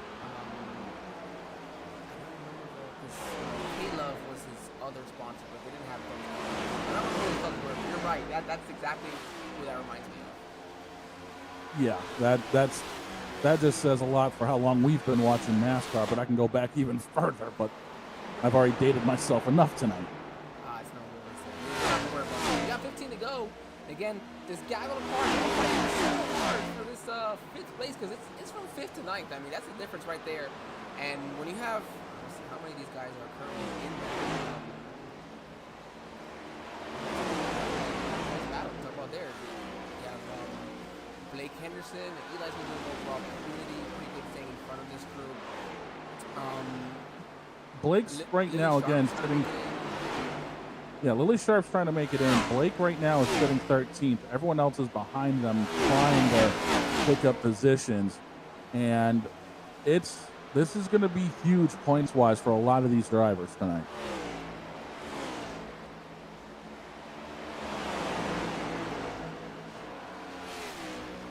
But I'm still mystified we didn't have that caution because that was probably the biggest wreck of the night, and somehow we stayed green through all of it. The 31 of David Smith, he said he had an emergency. Is what happened. Oh, you gotta love that. Yeah, hey, those happen. That's part of life. It's part of it. Blake Henderson's still trying to hold off right now. Dean Clavitt. Dean gonna slide up almost a little bit there in 3 and 4. We're gonna keep it together. 13 to go here. Oh, Yeah, as smacking the wall hard. Blake got the fence. These tires are starting to wear out, and Shmuel, you had a pretty good run going that 31 car, bud. Maybe next time out you'll be able to finish it off, huh? He's had some good runs this season. He has. cars are just on top of each other. Now we have looks like Kalen Height and Dale Markowski. They might be right close to each other for a battle, but this is our closest battle on track right now. It's Blake Henderson trying to hold off for. This is one of those situations where you don't want to you want to fight as hard as you can for everything you can get. But are the 3 spots that you could lose right here going to be worth possibly wrecking and then not having a top 10 at all either? Yeah, this is where discretion will be a better part of valor, depending on how wore out your tires are. But you're talking to a bunch of people who are racing, and you know that competition bug is that deuce gets thrown in wicked As deep, washes up into the 25. He full sent that 3 watt on the inside. He just how do they say 8 wheels turn better than 4? Well, in that case, 12 turned better than 8. Oh, and then the 29 gets a little bit into 25 there. Don't know if that was on purpose or maybe Blake just backed off his end a little bit more. Yeah, these tires are starting to really fade on these cars now, so there's going to be a lot more slipping and sliding. Tires and the drivers themselves, let's not forget about that. We've been out, drivers been racing for over an hour and a half up until this point. They've had a lot to deal with race-wise right now. Yeah, as we're getting ready here with 10 to go, the gap between Kissenweather and Peach has been fluctuating between 6 and 7 tenths of a second. So I don't know if Hunter's trying to save something to try to chase down Kissenweather, or if Kissenweather's just got that good of a hot rod left underneath him. But, we'll have to wait and see as we get ready to see 9 to go this time by. Another one of those drivers looking for resilient. He as well. We mentioned that Dean, only racing in 9 races this year. He's also concluded that. This is his 10th race, but he's got 3 top 5s in that time, looking to add number 4 to it, and really put himself in a good position here with the drivers in front of him having trouble tonight. Elias Flores, Alfred Denny, Bailey Thompson, Matthew Boone, Jonathan Adams. Meredith is not here in this race. All those drivers having awful nights is going to be a great opportunity for him to make up a ton of points on the wild card, at least. Yeah, definitely. And that's going to be beyond helpful here with the 4 races to go after this.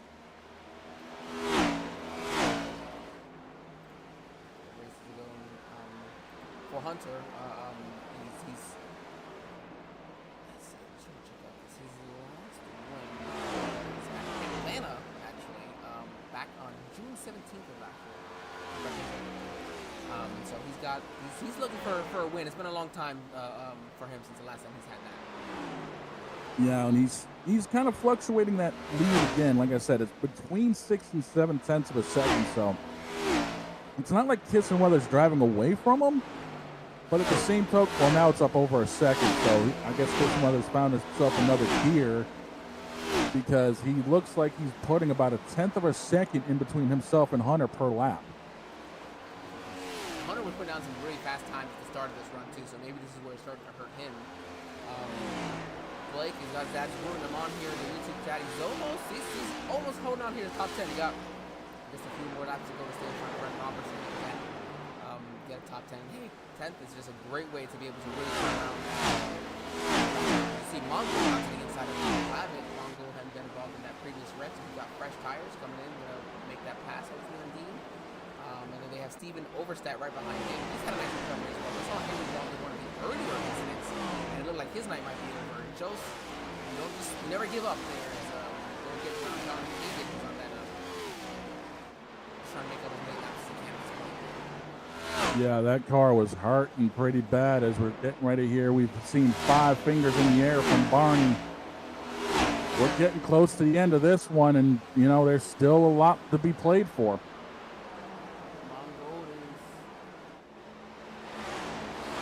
Currently 7th.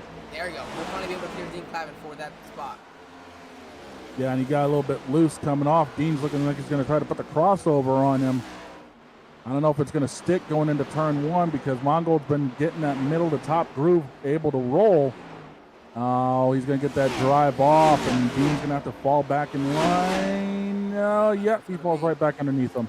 Here comes Steven Oberstadt, though. He's looking to make something happen here in the last couple of laps as well. 4 to go, going to be 3 to go now.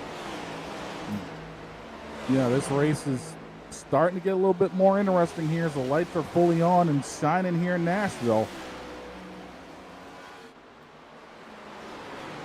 Looks like the lead for Kissenweather has ballooned to almost 2 seconds since last time we checked in a couple of laps ago. So something tells me that Hunter has used everything up in that 20 car. But lap traffic could play a factor here. Markowski a lap down now as they go to 2 to go. 16 cars on the lead lap right now with Jeremy there. Car to put a lap down, but he should be safe for the end of this one. He should be able to be safe because the popsicle sticks are about to go down. The white flag is about to go up. The Henderson Graphics 1 to go is looking like it's going to be waved over Mark Kissenweather. And after that whole ordeal with that whole doggone ordeal with Hagen and everybody. What 17 did what? Sorry, the 8 and the 17 made contact there for that spot. The other one's on the track right now battling for a position. But we're going to go ahead and we'll jump over to this leader because Mark has himself a back-to-back victory here. Go ahead and give him that call. As they're coming out of 3 and 4, the Nashville hot sauce is reigning supreme one more time. Kissenweather's going to get the job done. Back-to-back for Kissenweather. That was able to get that past Dean Clavitt. Blake Henderson will in fact pull off himself for that top 10 finish. What an incredible finish. An odd one for sure, I think, to say the least. Yeah, that was beyond odd. I mean, between what happened with Hagen and Page, that ruined Hagen's night, as Kissenweather's just going to bury it in the infield here and impersonate Joey Logano, smoking him up through the grass, looping it. Love it. Yeah. Burn it down, blow it up. Between all that and the big old what should have been a caution that never was, this race definitely had its moments at the end that were a little bit on the unique side. We had some great fun watching this. I'm going to stand right here. This is a great angle we're getting here to be able to watch him. And he's having fun. He's enjoying himself right now. Yeah, we finally got as he kisses the fence. I think they learned from Parker Klingerman, you got to damage the back end of the car to make sure it passes inspection. Yeah, you got to make sure something you do right here for that. We'll go ahead and bring him on in here with Mark. Let's see if I can find him. Here we go.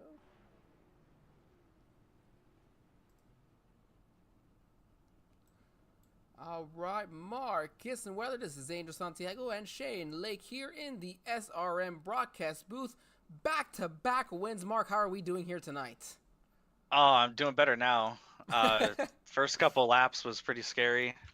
Starting 10th or whatever I started and getting mired back in 20th just from that lap 1 or 2 incident.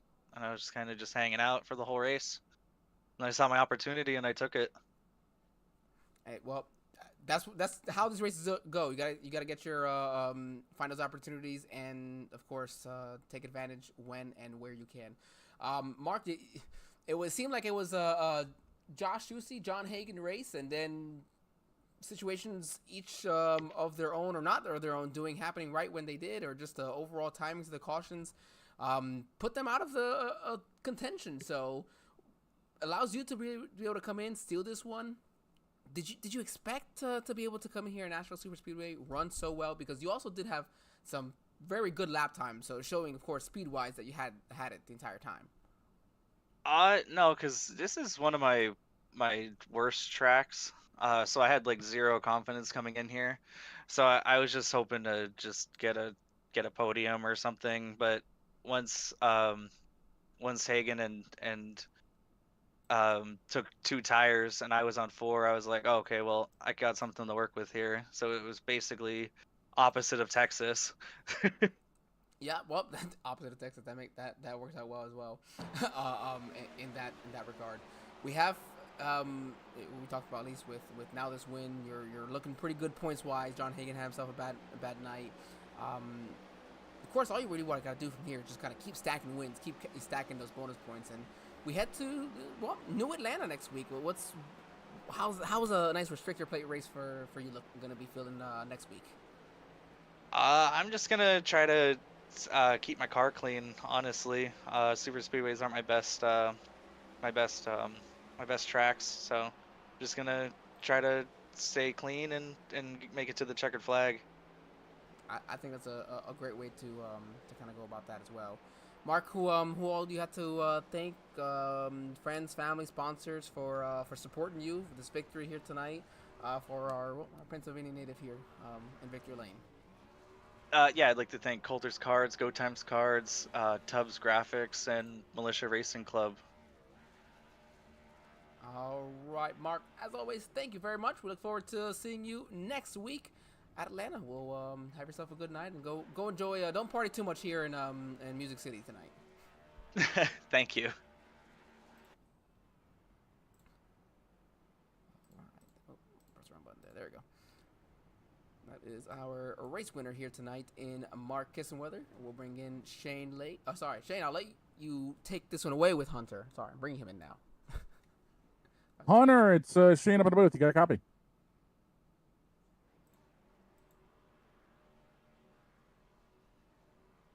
Hunter, it's Shane Lake up in the SRM booth. You got a copy? I don't think we have Hunter. Mute him one more time, Hunter. You got us? Nope. Righty. So hopefully. Oh, did he speak? No, no, he's not. Coming across. No. All right, Hunter. We're sorry about that. We'll definitely try to get an opportunity. If not, speak with you next week. So Shane, we'll let you speak with Dustin here then, because we'll take Dustin off of his conversation. Hey, Not Dustin. the worst possible time, gentlemen. That's the only Hopefully time. you didn't catch that as I was being moved. Oh, excuse me. We got to interview our third place driver now, No. don't we? That's fine. I just hope you didn't catch the language as you moved me, because I'm pretty sure I dropped a big one right there. No, we got So if you didn't didn't catch it, we're good. No, we're good, dude. Trust me, we're good. Okay, all right. The craziness of this race, man. Explain it from the seat of the one car, because for a while you were just mired deep in the field, and then you were able to come up to finish third here tonight. Well, started pretty bad. Q wasn't good. I underdrove it. It actually gripped up a lot better than I thought it was going to, and started 18th. I think we got stage points both the first stages. I think maybe 7th and 6th or something like that in the stages, and then got to 5th, pitted there under that long green flag run and sped on exit. So had a 40-second hold, went a couple laps down, took a wave around, got a quick caution and a quick lucky dog, and got back in it. So That's pretty awesome. I don't.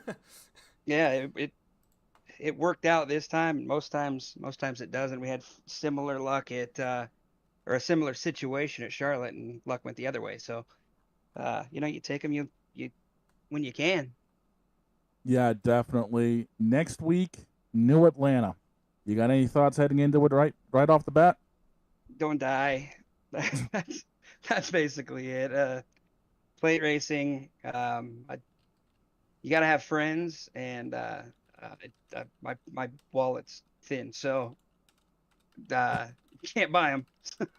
I guess I was about to say, dude, you can't exactly Ted DiBiase that one. right. Yeah. So here we are. Well, I mean, just try and put it where it needs to be, and at the right times, navigating which lane is going when, and also finding whose bumper with the net code and everything else you can line up with that actually can push you well, or you can push well. That comes in key. And then also Atlanta is, if you get long runs, it'll show who takes care of the right front tire. Yeah, definitely. And Atlanta's been known to have those long runs, so maybe it'll be one of those where it's going to come down to more strategy again. Yeah, this was not one I had circled on the calendar, but hey, we'll go race the game. Well, I'm sure Triple H will appreciate that one. There we go. Hey, well, enjoy that P3 finish. Before we let you go, who do you got to think on that one car tonight? That car looked pretty dang good today. Blake did a good job, so thanks to him. Henderson Graphics, as always. Coley Hockman Productions for coming on board. As always, Team Conti, Sim Performance, all that they do in the community for the sim and the people within it. Also for providing the setups for this league. Tonight's setup was a lot of fun to drive. You could drive it off the right rear, you could drive it off the right front. Long runs, you had to make sure you took care of the right front. So another great job by Michael Conti. Shout out to you guys for broadcasting. Appreciate that. Angel, always good to talk to you. I told you we'd be talking before the year was up. And then Yes, you were. also HTL and the league.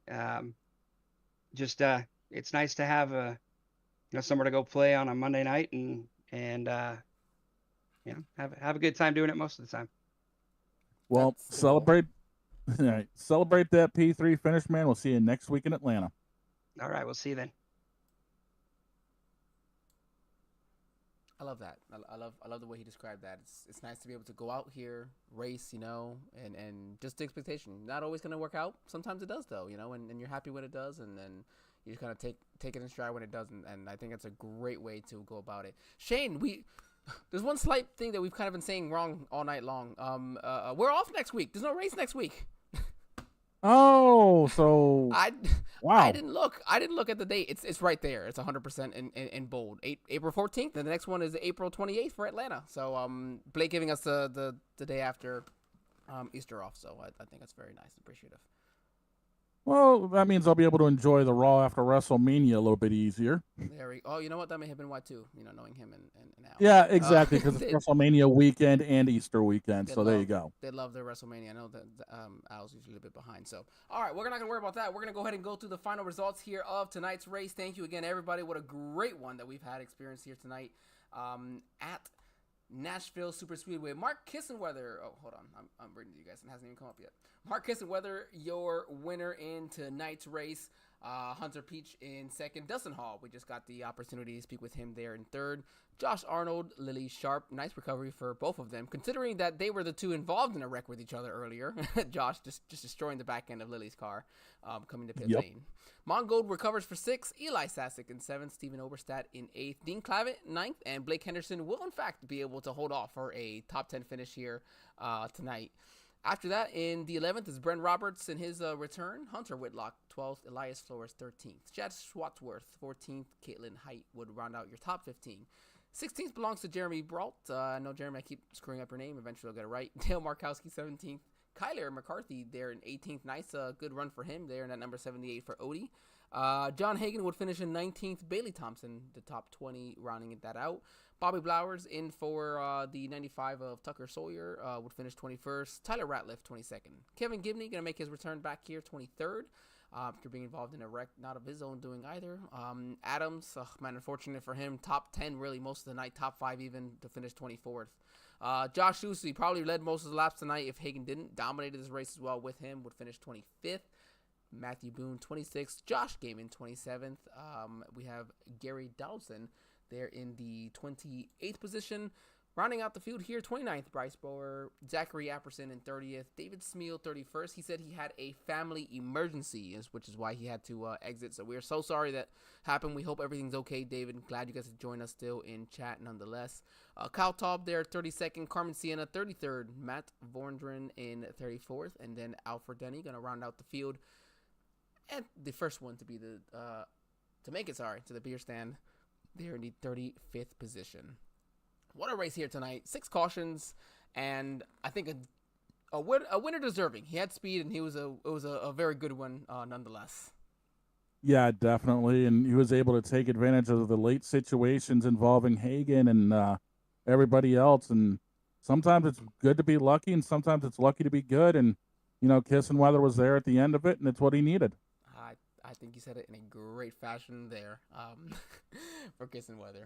Thank you guys, everyone, for joining us tonight, especially in our YouTube chat, for chatting with us. We really enjoy it as always. We hope that everybody has a safe week here. If you celebrate Easter, if that's the case, wonderful. I hope you have a good Easter week. Of course, celebrating it for the right reasons, if that's the so. If not, then by no means. And you go enjoy yourself. Hopefully a free day off, or just some free stuff that that's always going on deal wise. Thank you, Shane, for joining me tonight. It was great. Shake off some of this rust, and we'll get back on it. We'll be back again, everybody, as mentioned, in 2 weeks. Thank you. Have a great evening, and stay safe. And as it's always said around here, today, tomorrow, and every day as you walk down the road of life, please don't play in traffic. And until we meet again, and for my buddy D Hop, who passed away this morning, buddy, I'll see you again soon. Everybody else, take care.